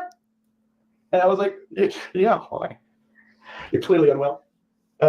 And he goes, "Well, because the footage you're sending in is haunting. Because I'm trying to be funny, but I am mentally decaying, so I'm doing bits." Someone said there is a horror cut of a video in this. And I'm saying, like, who's watching this? Like, who wants to see this? What is fun about this, the video? And so the thing that made me want to, I got to get out. I can't do another day in a year. Jimmy comes in, and I'm asleep. I don't know what time it is. I was like 2 or 3 or whatever. He's like, "Why is he sleeping?" I don't know, because I can't sleep.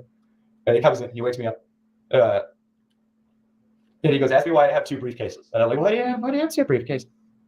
And he goes, "Oh, because this one's for today, and this one's for the challenge." And I go, "What's the challenge today?" He goes, You're gonna run a marathon. You're gonna do 22.6K, whatever it is, and you're gonna do it on that treadmill over there." The first challenge I did was a Rubik's Cube, and I'm dyslexic. I'm dumb. I don't know how to do a Rubik's Cube. So your first challenge, Rubik's Cube. I was like, "Oh, I don't want to do it." I was like, "On camera, I don't want to do it." You go, "Just do it for the thing, like idiot, yeah." Like there was an element of, Jake will do what we want because he's in house. That's one of the reasons why they got me. Jake's he's an inside guy, so he'll do whatever. We can push him a little extra hard because we know he's good. I couldn't say no to the treadmill thing. Yeah. So I people who run marathons train forever, and it's still hard. Again, writer. So I look at it run. I don't run. Let alone a marathon. Let alone have to train for it. So I was in a sunlightless. Did you try to say no? Like, did you have a choice, or based on the Rubik's Cube thing and based on all the other stuff? Like, there was so much pressure to just do it, just do the thing, And if I refuse, it's just, well, that's the whole video. I guess the budget's, so much money up in flames because Jake said he wouldn't want to do the thing. And so I wanted to be a good sport, and I wanted to get the boost, and I wanted the cash, and so I started running at 12. I was able to take some breaks, and I asked him, "How long do I have?" He goes, "Until I get back." And I'm running until 3 a.m. I got off the treadmill. Oh, the blisters I had on my feet were like, you wouldn't believe, just all over, just these big red. I couldn't walk. My muscles were like just the lactic acid. I got off the treadmill. Well, so like I get what you're saying, T-Bird, and me personally, I wouldn't fucking do it. Like when I have to run for the gym, I hate it. I absolutely despise it.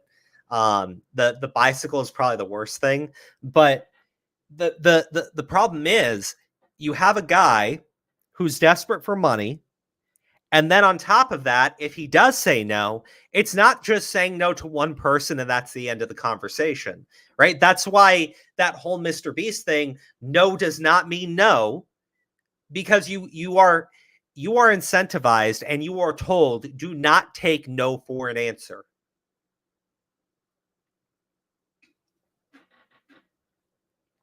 So they don't show up and be like, "Hey, do you want to run a marathon today? Because if you do, we're going to give you some more money." It's, "Hey, you're running a marathon today. Oh, you don't want to do it? Dude, come on, you're ruining everything. You're going to really turn down this money? It's already ready to go. What are you thinking?"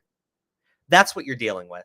You're not dealing with it from one person. You're dealing with it from multiple people. So if you say no to the first guy, you have 2 other people are going to jump in and join in and tell you, hey, dude, what are you thinking? That's what he's describing. It's called pressure. He does have Discord, but it's dead as fuck right now. What are you guys talking about?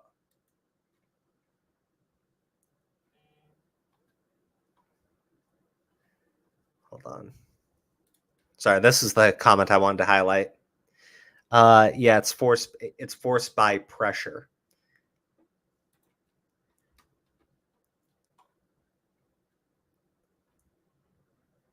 Oh yeah, I don't use Discord anymore.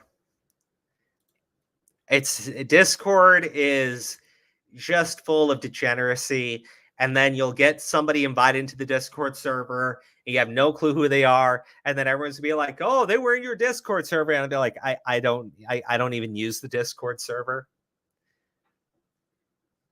Well, it's a more intense version of peer pressure, right? Peer pressure is an intense thing that some people can go through, right? And it forces you to do certain things that you normally wouldn't do. What they're describing is like a different type of pressure, and it's far more insidious than just peer pressure. Treadmill, and then the people that came into like ice my feet, make sure I was good. Then that's when I was like, I'm done. I can't. I'm done. I'm out. I'm out. And that's when I get psych in and talk to psych about how I'm not well. And like I said, there was a lot of good people over there that were saying, you got to pull him out. Yeah, I had friends that did some freelance work. And they would tell me, they'd be like, yeah, everyone knows you over there. Everybody loves you. They go, oh, Jake Weddle, love that guy. Shame what happened to him. Like I'm a ghost. And I asked him, I said, how much longer are you guys going to keep me in here? And the guy goes, realistically, like at least 7 more days? No. And they didn't let me leave right away either. They wanted to make sure, everything was fine. So I just, slept for a while. They turned the lights off. And it's like they brought in all my friends, to make it.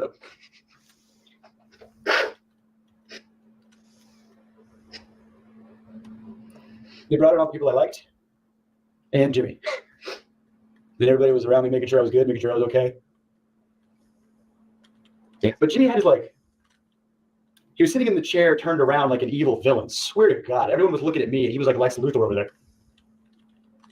He turns around, he stands up. He does the exact same thing when he's pretending to have a human connection. When you're watching a video and he's like, "Oh, stop! You're gonna make me cry," and he touches his eye or whatever as if he's crying. He's just. I didn't have to pretend to do that shit.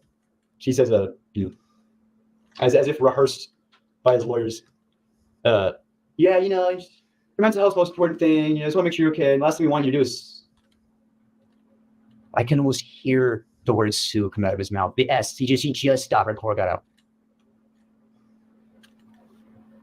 I did not get the 300K. What I got. He goes, think of it this way. At least you get to keep what you earned. You were in there for XYZ days. You did XYZ challenges, so you got, 100,000 some change, give or take. You know how much money I spent in taxes in 2021? I spent $44,000 in taxes alone. Now, here's the thing, right? What Jimmy put him through, if he goes ahead and says, no, fuck you, Jimmy keeps the money. Jake has no legal recourse because he has no funds to actually go after Jimmy. So what does Jake do? Okay, fine, I'll just take the cash. Please, just let me leave this fucking room. So Jimmy faces no real consequences. If Frank did want to sue him, Jimmy keeps the money. Frank gets nothing. Not to mention that back then, that is probably something that Jimmy would have said, well, you also signed an NDA with us. You can't even talk about this stuff publicly.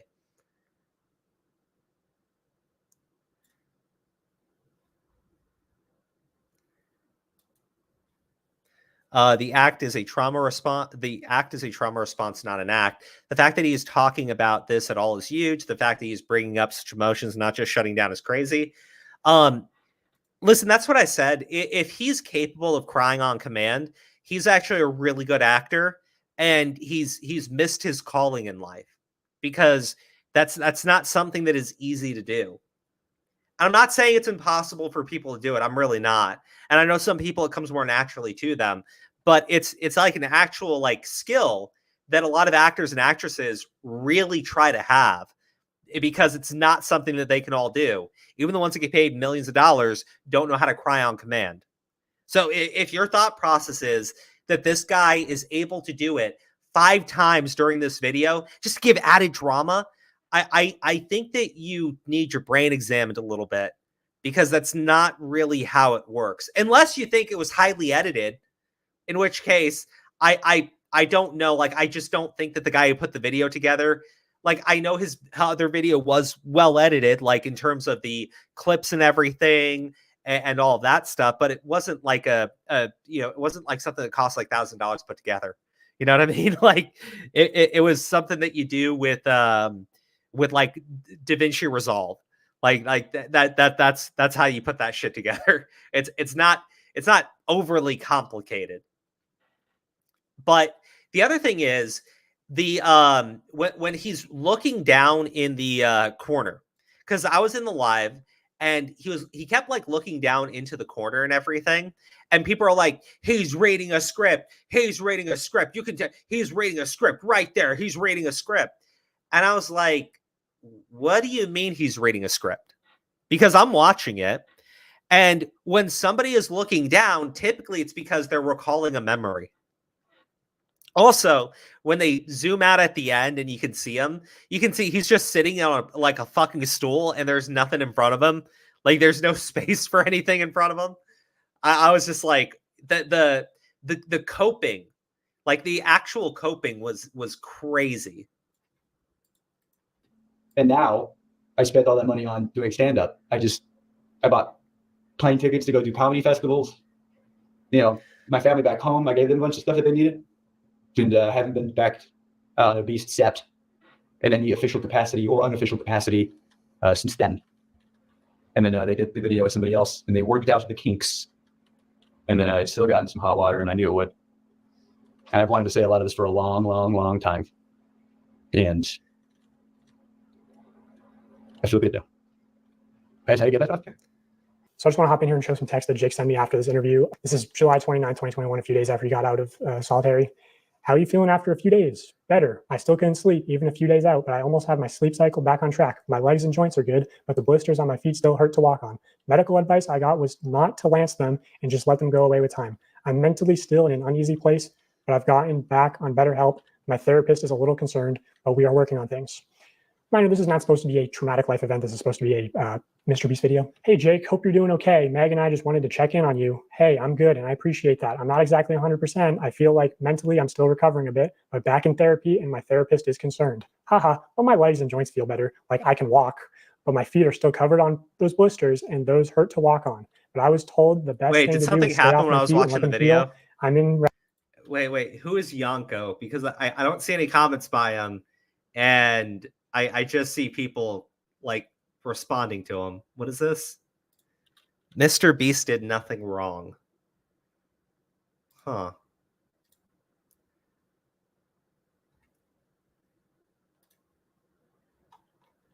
Time out. I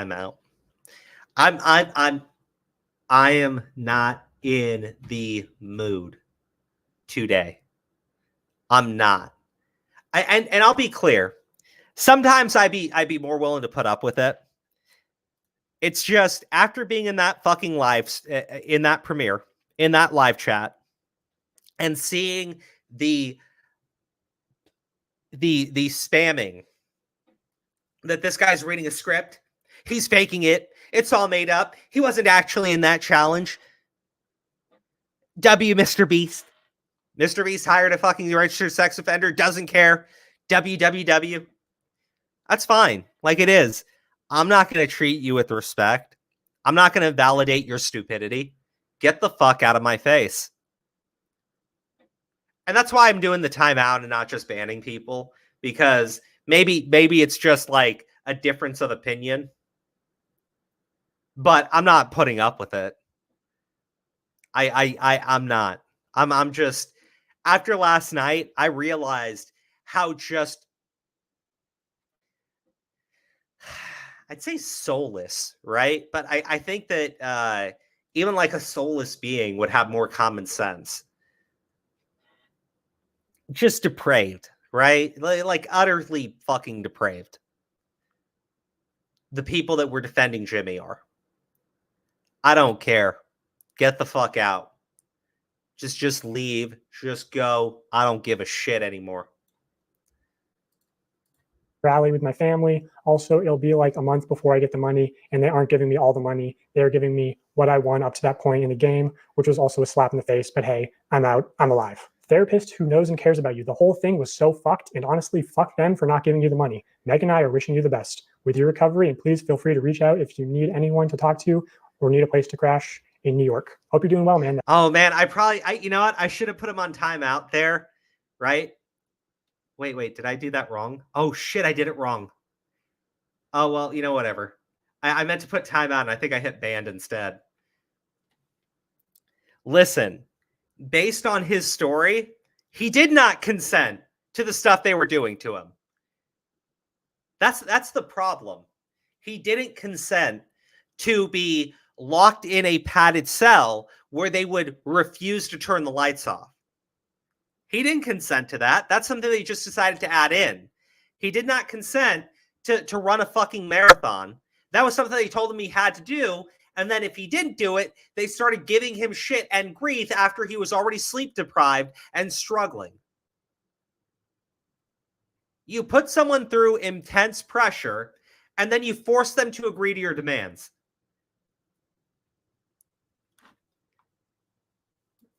I do think that there are people who sign up for shit they really shouldn't because they're desperate for money. Like, I completely agree with that part of things. But that's not what I see here. You have somebody locked in a padded room with no hot water, with lights running constantly for 10 fucking days. And then Jimmy's going to pop in every so often, and you have to agree to do a challenge. One of those challenge is it gives you intense blisters all over your feet, fucks up your joints, and days after the fact, you're still injured from it. The challenge wasn't run a marathon while in prison. It was you're going to be in prison for 10 days. Or 100 days, I think. Consenting to what they called a 30-day vacation is not consenting to torture. Thank you. Thank you, handsome Squidward. 100%. Remember what he said the way it was described to him. It's going to be great. It's going to be like a little vacation. There's going to be a hot tub in there for you. It's going to be an ice cream machine in there for you. You're just going to relax the entire time. That's not what they did to him. That's not at all what they fucking did to him. Guys, they had to not do the video because it was so bad. Because the mental trauma that they caused was so fucking bad, they couldn't air the fucking video.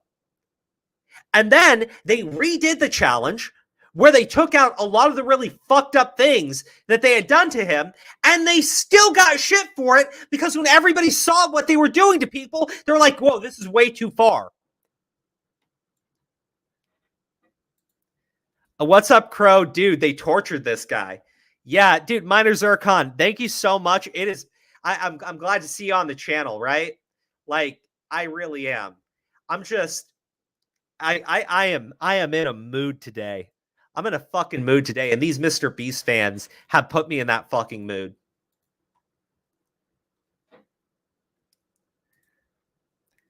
Yeah, Jimmy is a fucking psychopath. Sounds like the Stafford prison experiment. You know what? Maybe that's where they got this shit from. Let's see. Hold on. Stafford, because I've heard of this shit before.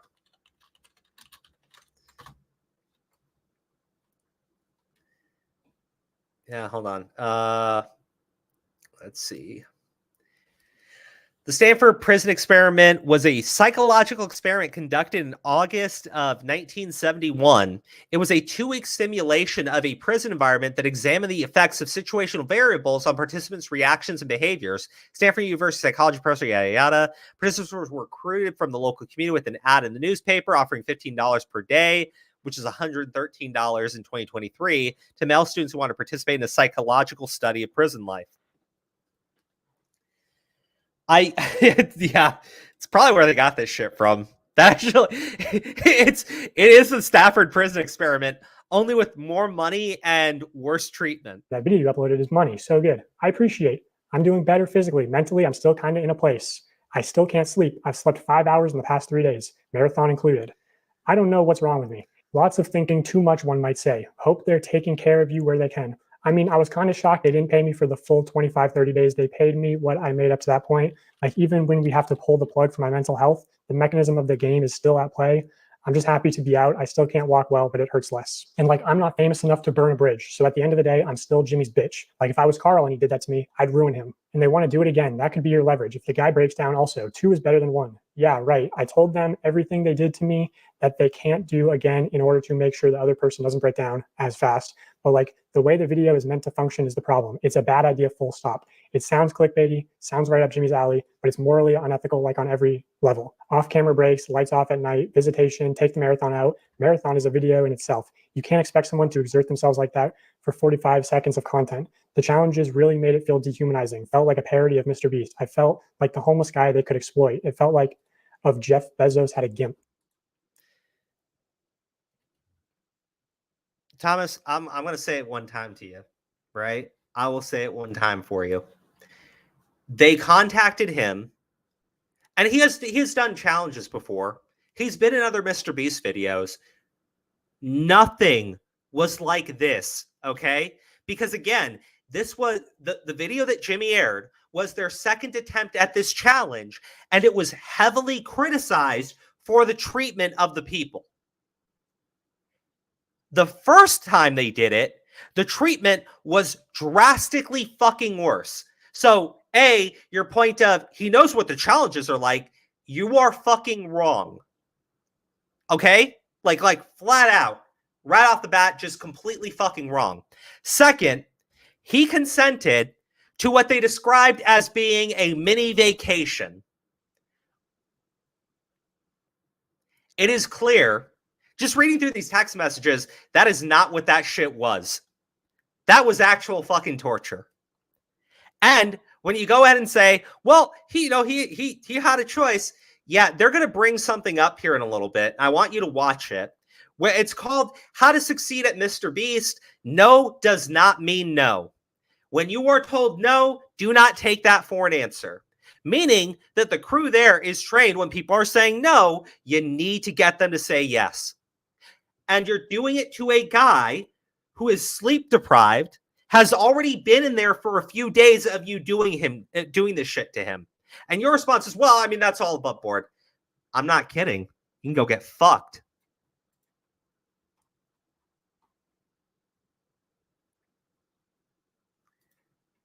Stanford prison experiment was fake, just as MrBeast. I think it's from like a movie, isn't it? No, it's not. No. The Stafford prison experiment is a film based on an actual thing that was done in 1971. The Russian sleep experiment is fake. The Russian sleep experiment is just a creepypasta talking about how they forcefully kept people awake for 30 days using like gas and chemical drugs and shit like that. But thank you for the super chat.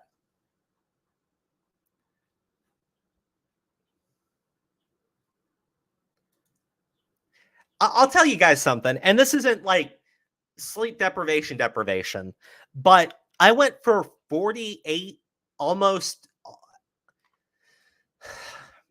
I think it was probably about 2.5 days, and I had gotten a total of 3 hours of sleep during this time frame. By the time I finally passed out, my entire body was weak. I could barely stand up, and I was irritable as all fuck. And that was That was me dealing with really there was something going on, but also my like insomnia was just insane. And by the time I passed out, I was out for like fuck, I want to say close to 15 hours. And I was still out of it for like a couple of days after the fact. To do that to another human being against literally it's against their will. He did not say that he kept telling him to turn the fucking lights off, and they just kept telling him, no, we need it. And he kept saying, turn the fucking lights off. No. That's not consent. Guards and prisoners were coached. Fact check it. You're talking about for the prison experiment? I mean, there's the preparation, prison environment, roles, orientation. It was, they were coached. They were coached on you are going to be a prisoner, and the people that were the guards, they were coached on to be the guards. Like, I know it was an actual experiment that was done. I don't know how accurate that experiment was, though. I just know that the one that people do reference, the Russian sleep experiment, that one is completely fake. Immune system goes to crap without sleep. You get sick and stuff. Headaches beyond belief. I mean, listen, as insomnia plus sleep deprivation is a trip, though, dude. I'm telling you, man. As somebody that's like actually gone an extended period of time with like I'm talking 3 hours of sleep, it is not something that people can do. And it fucks up your body. But to then do that to another human being and then say, well, I got them to agree to more. Like, no, you didn't. They're mentally fucked up at that point. And you should be like investigated. It felt like if Jeff Bezos had a GIMP. Part of me wants the footage burned, and part of me thinks that there's a great horror cut in there. LMAO, he was so fake when he came in and said he cared about my mental health. They must have programmed the care about mental health updates.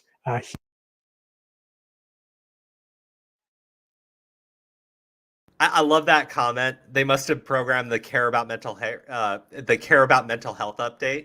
Because I don't think Jimmy is a fucking human. Like, I don't think he is. I think he's a terrible person. I really do. I don't think he understands human emotions at this point.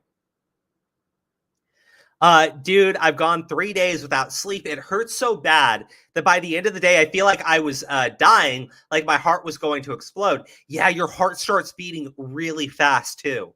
And you start breaking out into a cold sweat. It is bad. It is fucking bad. And we're telling you this is off like 3 days. This guy was put through it for 10 fucking days.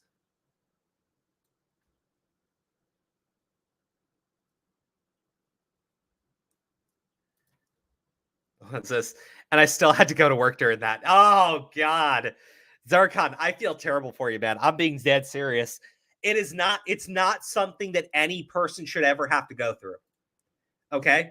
It's not something that any person should ever have to go through or should ever have to deal with. And the fact that you pushed this on somebody who had no fucking idea you were going to do it. And here's the problem. If you want to defend MrBeast on this, and you want to say, oh, guys, it's not that big of a deal, you know, yada, yada, yada, blah, blah, blah. MrBeast, 7 months ago, uploaded a video in which he puts himself through a challenge that is very similar to the stuff that Jake is describing. Now, I'm going to be honest with you. We already know that MrBeast fakes his content. So to me, it sounds like what he did was take everything that Jake had gone through and then use that in his own video. Talking about how the lights are never... Like, Jimmy, in his video, at 7-day challenge, mind you, this guy went through an actual 10 days. In Jimmy's 7-day challenge, he talked about how he was sleep deprived because the lights were always on and he couldn't get to sleep. And how it was driving him insane. And he had no concept of time and he was starting to freak out. That is everything that Jake is describing that was done to him. So no, you don't get to pretend it's not a big deal because MrBeast himself, in order to upload a video, talked about how it was psychological fucking trauma. He said, "We also don't want you to, and I swear to our Lord and Savior," he stopped himself from saying sue. Also, as far as like, he could have said no, he could have left at any time. I want to show the segment from an internal document at MrBeast called How to Succeed in MrBeast Production. Specifically on page 19, there's a paragraph called "No does not mean no."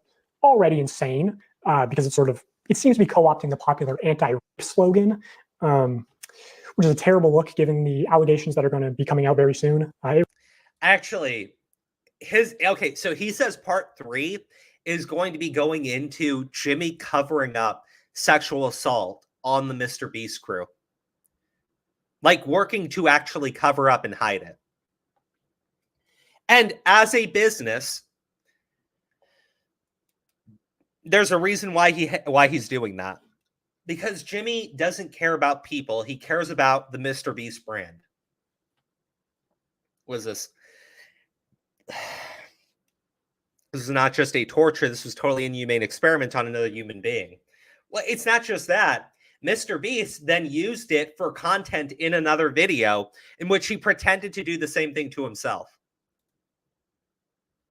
Mind you, he didn't try during that time period in that video that he had uploaded.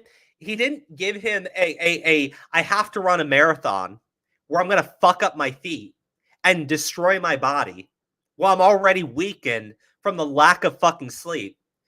Jimmy didn't have to go through that part because he couldn't even fake that. John is Prime. Yo, what's up, Johnny boy? I wish you weren't at work right now because I think you'd have a lot of fun, but I will probably be live tomorrow at the same time. If you want to pop in, I'll give you the link. Can we charge him for war crimes? I'm going to give the Kresk person the thing that I think he was trying to get at. Sleep deprivation, typically, it's not just the bright lights. Okay, one of the most basic forms of sleep deprivation, and this is an actual war crime, is you put someone in an area with intense lights, meaning there's no way of escaping from it. You can't shield yourself away from the light, so it's going to already mess up your ability to sleep. But the minute you fall asleep, they will then start blasting music to wake you right back up. That's what I think Kresk was trying to get at. The point is, that's something that they'll do to people in the military, like actual soldiers who have been trained, who have stronger stamina and constitution than the average person. You don't need the music to fuck with someone's head. Sounds good? All right, perfect, man. But, again, when they go, well, he consented, he said yes. This is how MrBeast trained his own employees. No does not mean no to them. If you say no, you don't actually mean no. Just because you said no doesn't mean we're going to stop.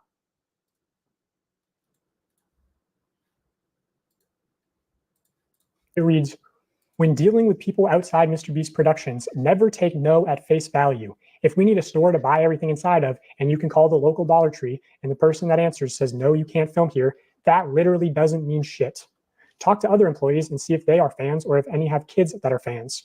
Try talking to their boss's boss. Have me DM them on Twitter and try their social team. If all avenues are exhausted and you are left with a no, that doesn't mean don't try the other Dollar Trees because the manager of those could be huge fans and willing to bend the rules." Basically, what I'm trying to convey is what we call pushing through no. Don't stop because one person told you no. Stop when all conceivable options are exhausted. This is one of many tools that when combined dramatically improve your probability of success when producing here. So yeah, this idea of like pushing through no's is a big component to working on MrBeast. And the way that it manifests itself a lot of times is like a director might tell a producer, hey, we need access to 30 acres of farmland by Tuesday or we lose $500,000. Now, if you're the producer, you obviously know that means get it done or you lose your job. So what can happen is like a producer's calling up farmers saying, hey, I need to use your land. And the farmer might be like, okay, but I have animals, you can't be making really loud noises, no pyrotechnics, and you got to clean everything up. So the producer is sort of incentivized to lie and say, or maybe the producer doesn't even actually know the total contents of the video, right? Things change last second.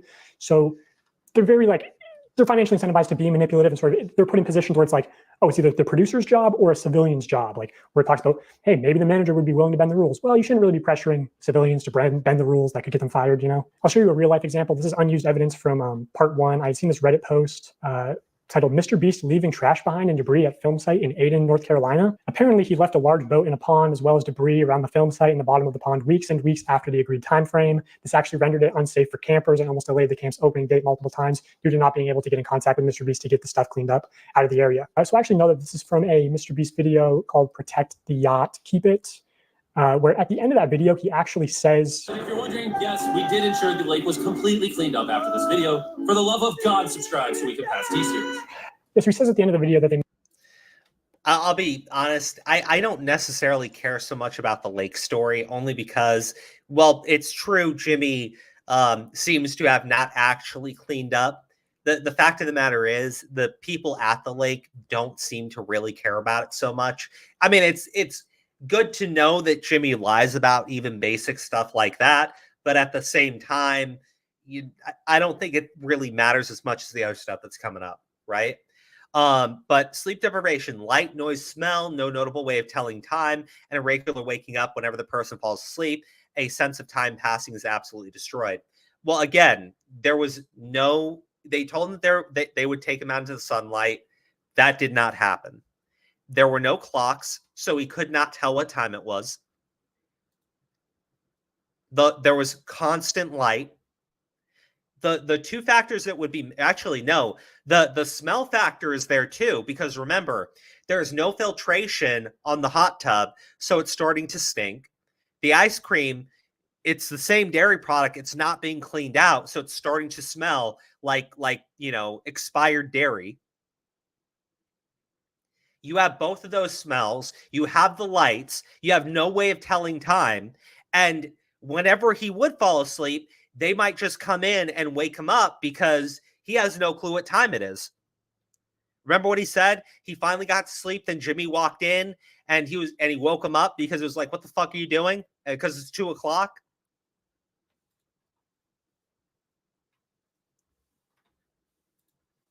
made sure it was cleaned up. I was actually on site for part of this production. I was at this camp. So I decided to send my point in bringing that up is he established almost every single element of sleep deprivation other than the sound. an email out to the camp, basically saying, hey, I heard these rumors. I'm investigating similar incidents. And the camp responded. Well, maybe. The dairy machine, I don't know. It sounds like when you use the machine, it's making that noise. If the ice cream machine is constantly blaring that sound, then quite literally, that would be every single element of sleep deprivation. You have the noise, you have the smell, you have the sound, you have the lack of ability to tell time, and you have them waking you up whenever they want to so that you can do a challenge for them. Actually not denying the claims, going on to say, I am sure that there are no perfect film productions, just as there are no perfect people. I am grateful for the opportunity that we had to host the production crew, and because grace or forgiveness has been offered to me so freely, I will choose to offer the same. So clearly alluding to the fact that there was a wrongdoing by MrBeast production team. And that's like sort of the thing is, if you're around Greenville, you know these stories of people working with MrBeast and it being extremely unprofessional, them not doing what they say, but they sort of get by a lot on their good public image. And like, I mean, this camp offered to host them completely for free. And I guarantee, like, if you went to the lake at the camp and you went magnet fishing, like you'd find all sorts of debris that's still there to this day. Like they didn't clean it all up. So in the case of Jake Weddle, like I'm sure that there were producers who were in a position of, hey, if Jake gets out early, we don't have a video and your job is at risk. So there's a tremendous amount of pressure on top of like him being delirious from not sleeping and everything to just manipulate him into staying. Oh, shit. You're right.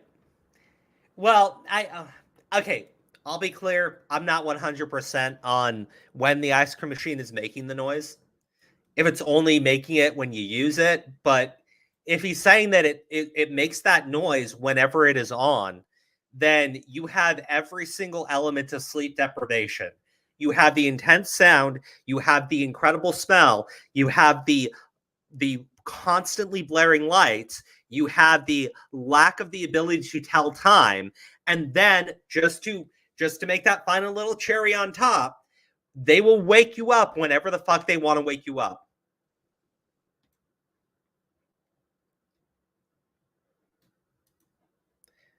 You don't need all the elements, noise, light, smell, to qualify for sleep deprivation, by the way. Even one can cause it. Jimmy just included them all to cover his bases. I mean, it seems like it, right? I don't think you need every single element of what constitutes sleep deprivation to call it sleep deprivation. I think that's what the other guy was trying to argue earlier, that sleep deprivation has more than just the lights. But it seems like Jimmy probably did do every single element of sleep deprivation to this guy. Ice cream machine has to constantly mix so it doesn't just freeze. Well, there you go. Ice cream machine was constantly blaring the sound. And if you shut it off, I mean, I guess that's the only way to deal with it. You'd have to shut it off, causing all the ice cream to melt and get very nasty in there very fast. Which, you know, I'm sure this isn't like technically against the Geneva Convention on torture because he wasn't technically a prisoner. Like he could have left at any time, but because of the extreme pressure to stay in, it's not really a reasonable expectation that he could have just, you know, walked out. Because of the implication. I think Jimmy is a awkward kid who maybe had it a little rough growing up. I can't speak on that, but I do have empathy for it because I had it rough growing up. And I think when you're hyper fixated on something, like I love stand up, he loves YouTube, everyone fixates on a thing. You know, I think he just wanted to be the best YouTuber so bad. And because the industry's metrics, rewarded some not great behavior, if you're just going on autopilot based on what the numbers say, you can do some things that maybe aren't good, but reap reward. And I think Jimmy just did what the industry and maybe what the system that we have set up demanded. And he didn't care who got hurt.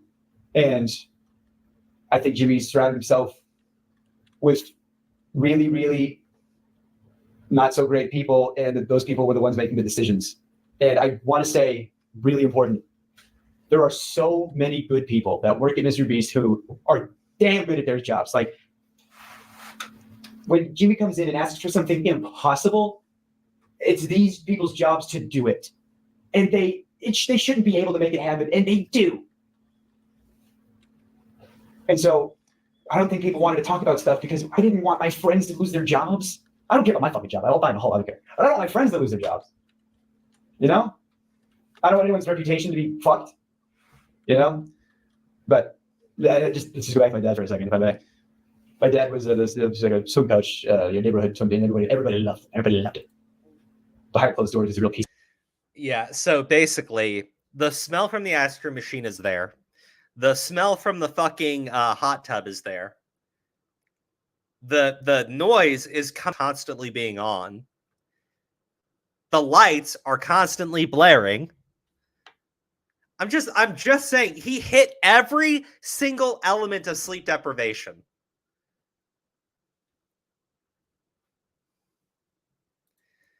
He's right that it might not be Geneva Convention level. It is definitely still considered torture. Well, as far as it being able to be proved that it was intentional, it's still torture. You just can't prove that he intended to do it. The problem is, it's like you have to be brain damaged to do that to another person, see them breaking down, and then keep pushing them to keep doing the challenge.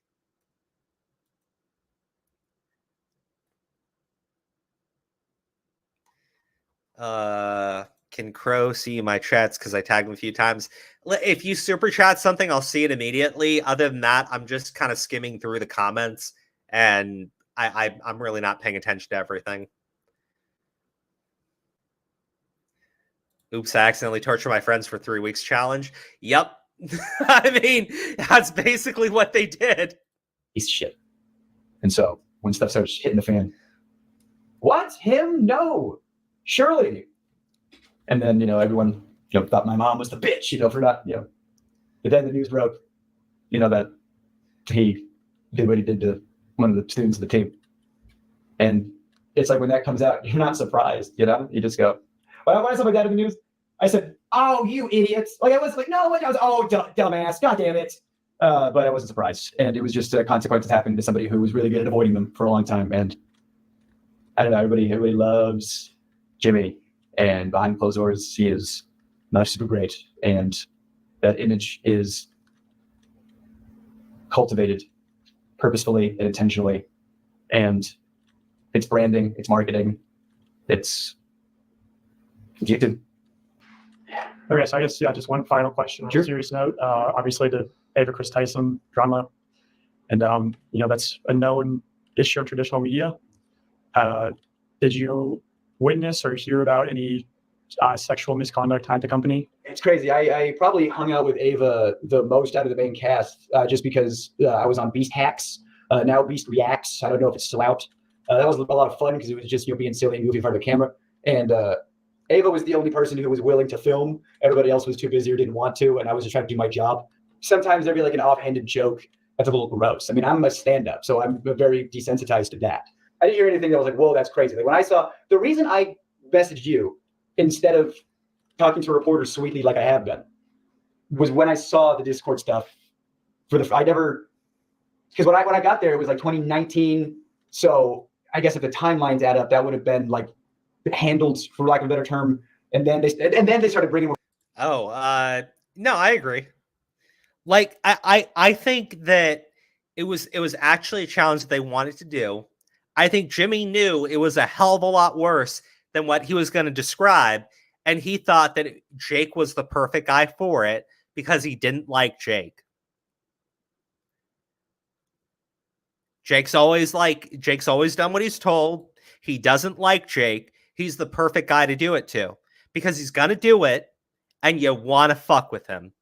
I think the not turning off the lights, that probably came from Jimmy.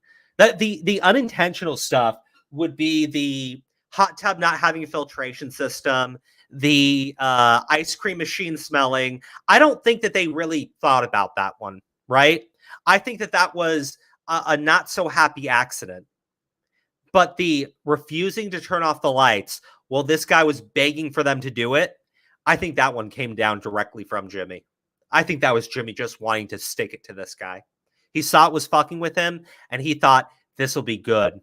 I think when he was offering him the money to do that marathon, the money he never got paid because he couldn't finish it. That was just about putting this guy through the fucking ringer. Do me a favor when this is over. Go look at Legal Eagle's video. I saw it, man. $1 lawyer versus $1 million lawyer. I saw it. That Legal Eagle, he deserves all the credit for making the meme reality. More people on, you know, maybe they thought they had that under the rug, you know. But, all right, we handled that. Now let's bring in some writers, you know. And when I saw it, all that stuff started coming out, and the potentiality as of this moment of recording, you know, I know this has been happening fast and stuff has been coming out so fast. Just the potential that Jimmy could have been in those Discord chats, or even the potential that he participated in those Discord chats.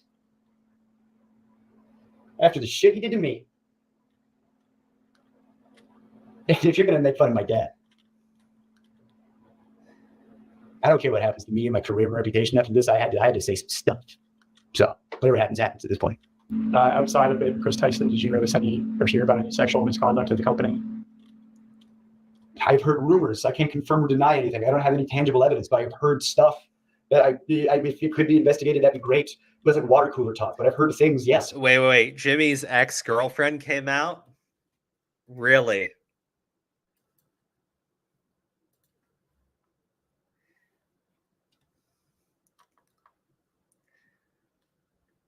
No hard evidence, just rumors. Yes, but if you paid attention at the beginning of the video, what he said was part 3 is going to go into the sexual assault that took place at MrBeast, plus how Jimmy covered it up. So that part, he has evidence for it. This guy, he's not saying that he was a part of any of it. He's saying that he heard a bunch of rumors, there were people talking about it, but he has no proof himself. It sounds like DogPack404 does, and that's going to be part 3. So we'll just have to wait for it.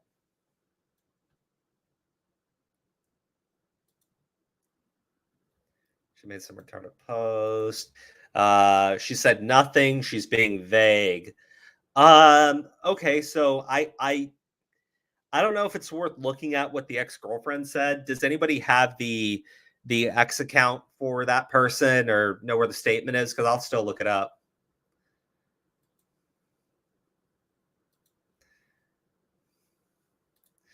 Basically, his ex-girlfriend said that MrBeast treats women poorly, but was vague about it. Oof. Of course, I heard, people have been let go for sexually assaulting some very young people. The idea that Jimmy didn't know, or that Jimmy was covering stuff up. He didn't want stuff to come out. He's very careful about his image. The tangible proof that he knew but covered it up. How do you prove that, Well, there was a known. I think Yanko is talking about the sexual assault claims that he said that it was just rumors. Because that's when he asked him, Jake said, well, it was rumors. It was people talking about it, which would make sense because Frank wouldn't be involved in any type of investigation into that stuff.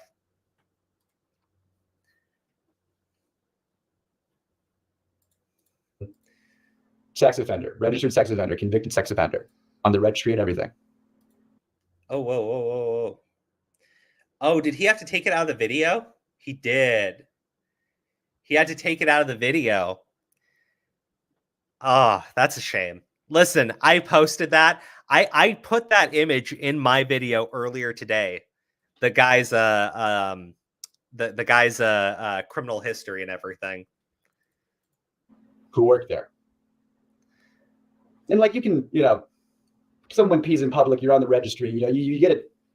You can still have a job after you're on that's one thing. You go to prison, you get rehabilitated, that's one thing. If you do your time, that's fine. I think there should be the rehabilitation in this country. But that guy, from what I hear, I can't confirm or deny, from what I hear, he's on the registry for doing some not great stuff to some underage people. And they knew that. He's working at a channel that has underage people on and around and is targeted to underage people. And they covered up the fact that not only did he work there, but he was the manager when it all started. And that he knew, and because he'll be in videos, he'll be in thumbnails, he'll be around. And whenever he is, he's wearing a mask. Why would you wear a mask? Why would you conceal your face? It's what are you concealing? That you are a registered sex offender? And that your face can be looked up on a thing? How much more can you literally cover up a sex offender with a physical mask? Do I have to? Is it more on the nose, or I don't know why they let him go, because there's rumors back and forth. So I don't know why they let him go, but he did leave at one point. Even if that guy didn't do anything, they still knew about it, and he was still around. And what if he's one of the people in the Discord servers? What if he's not? I don't know. But when I was there, they called him Delaware. So why do you call him Delaware? I didn't know. Apparently, they called him Delaware because he's not allowed to go back to Delaware. That's his nickname? Colloquially? Yeah, it's Delaware. Don't ask him why. The fuck?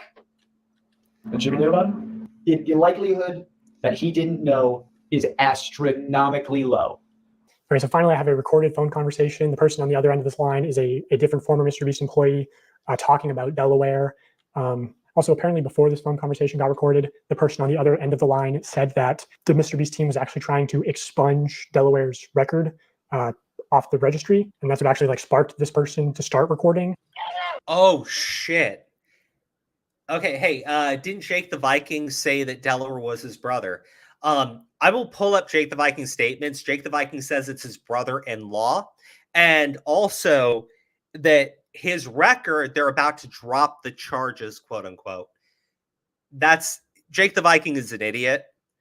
They can't drop the charges when the guy has already confessed to the crime and pled guilty. So instead, I think that what they're going to try to do, because it's a record from when he was 16 or 17 years old, when he raped an 11-year-old girl. Or boy. We actually don't know if it was a girl or boy. And they could be younger than 11. But they're not going to drop the charges. They're going to try to expunge the record because he was a minor when it happened. So what I think what they mean is they're going to try to get him taken off the sex offender registry. And I don't think that should happen. was a hustler, dude. Like, to be completely honest with you, he was a hustler. If there was like somebody who lived and he didn't go back and say, you know what I mean? Like, if Jimmy was like, I need a set down, and I was like, would you do it for like $1,000? Well, no, it's like, just go out there and fucking make a set for like $8 by yourself. You know, I'd be like, yeah, sure, whatever. And it was Reed's idea to get involved. And it was like, we didn't just remain payroll manager, and then we went through a whole cycle of different VPs and managers, and, you know, people that won't talk to us anymore because they're still Jimmy. And if you really don't do anything in the affidavits or testimonials from people, you have to move very quickly because all those people are going to go back. Okay, so Reed is MrBeast's former manager who's in the last video telling Jimmy, you know, hey, don't promote gambling to children. So, you know, I think Reed's taken 2 W's this month, you know, don't promote gambling to children and don't have offenders on payroll. Also, yeah, just from where I'm sitting, it seems extremely unlikely that Jimmy wouldn't know. But, you know, I know I'm sure that's the defense he'll go with. So I'll just say preemptively, like, you know, if somehow Jimmy didn't know about Delaware, I think it's still such an extreme level of negligence. Like, what, you're not doing background checks. You're not. Everyone at your company knows, but somehow you don't know. I think that needs more of an explanation than just saying, I didn't know. Well, how didn't you know? How did this person get into the company and you know, a company that makes content for children and is around children? So yeah, Jimmy, I think we need an explanation from you or you know, your lawyers and PR people and representatives and spokespersons and on how you could have not known that there was an offender at a high level in your company. And while you're responding to that, why not just respond to the allegations of rigging contest videos and selling fake signatures, running illegal lotteries, you know, the dangerous conditions on the set of Beast games. You should address those too. So yeah, just let us know. Okay, that was my interview with former MrBeast employee Jake Weddle. I know he will be coming out with a longer cut of this interview as well as other content. So I just wanted to shout him out. Jake Weddle, top link in the description.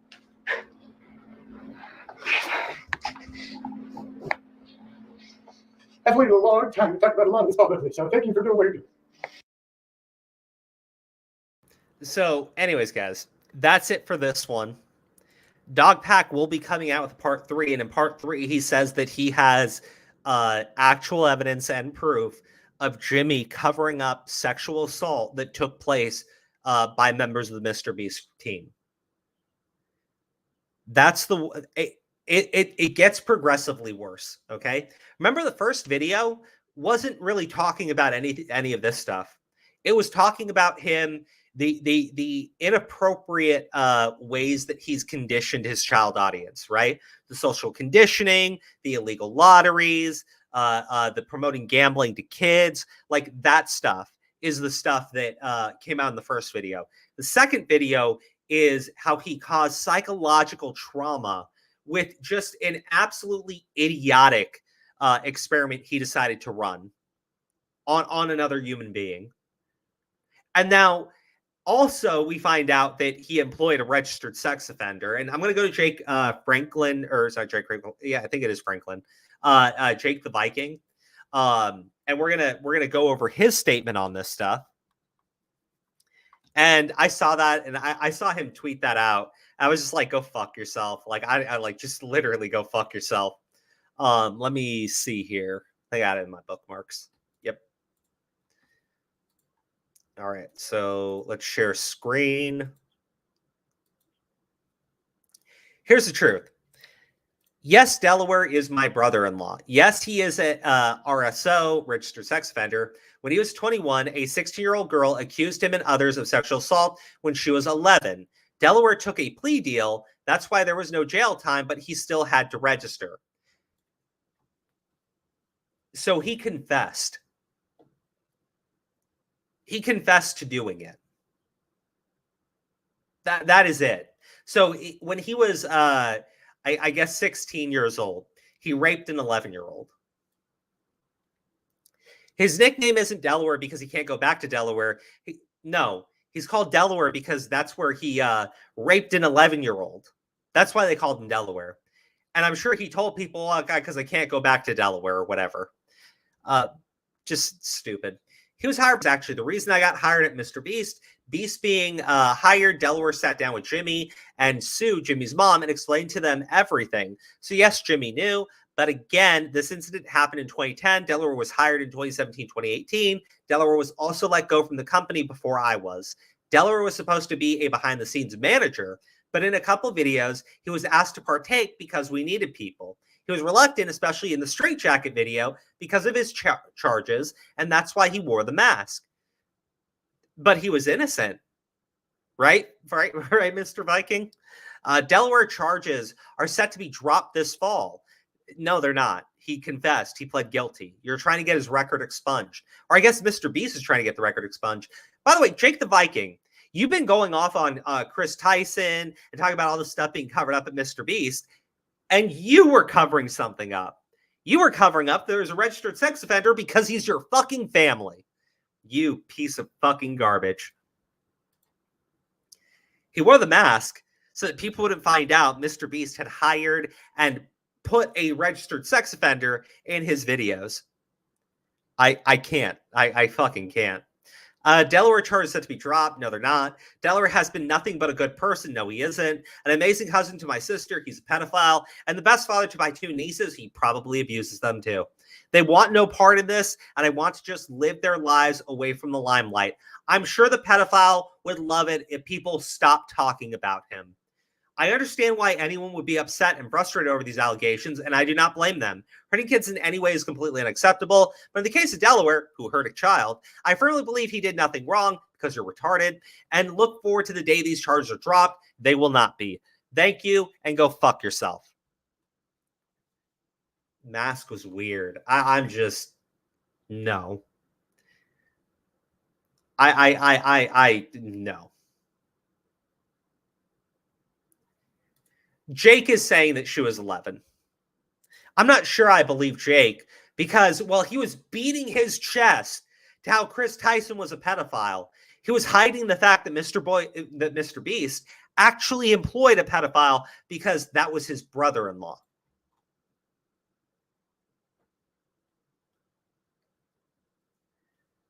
Like, I am... That is insane. And you know, here's the crazy thing. You want to say that she accused you 5 years later or 4 years later or whatever. Okay. That's a big problem for trying to say that he was innocent of the charges because they would not bring a rape case that is 5 years old against you unless they had actual hard evidence. And so it sounds like they had actual hard evidence against the guy. Negligent hire. MrBeast knew. MrBeast was fully aware. Jake's a fucking creep because he was covering it up too. But he also just sunk MrBeast's battleship because he said directly MrBeast knew and MrBeast was okay hiring him. Why take a plea deal to put you on the registry? Because he knew he was going to go to prison if he didn't. And they fucked pedophiles up in prison. Oh man, that was interesting. That was very interesting. Let's give Jake a Viking funeral. I mean, he deserves it. Jesus. Anyways, guys, I appreciate y'all being here. We ran pretty consistently for like over an hour and a half with 100+ people watching the video or watching the live stream with me. And I really appreciate you guys all being here. For the people I gave shit to, deal with it. Get over it. Never come to my chat trying to spam that bullshit at me. And other than that, I appreciate all of you guys. Let's end the stream. I appreciate all being here, and I'll be back on Friday. Much love to everybody. Good night.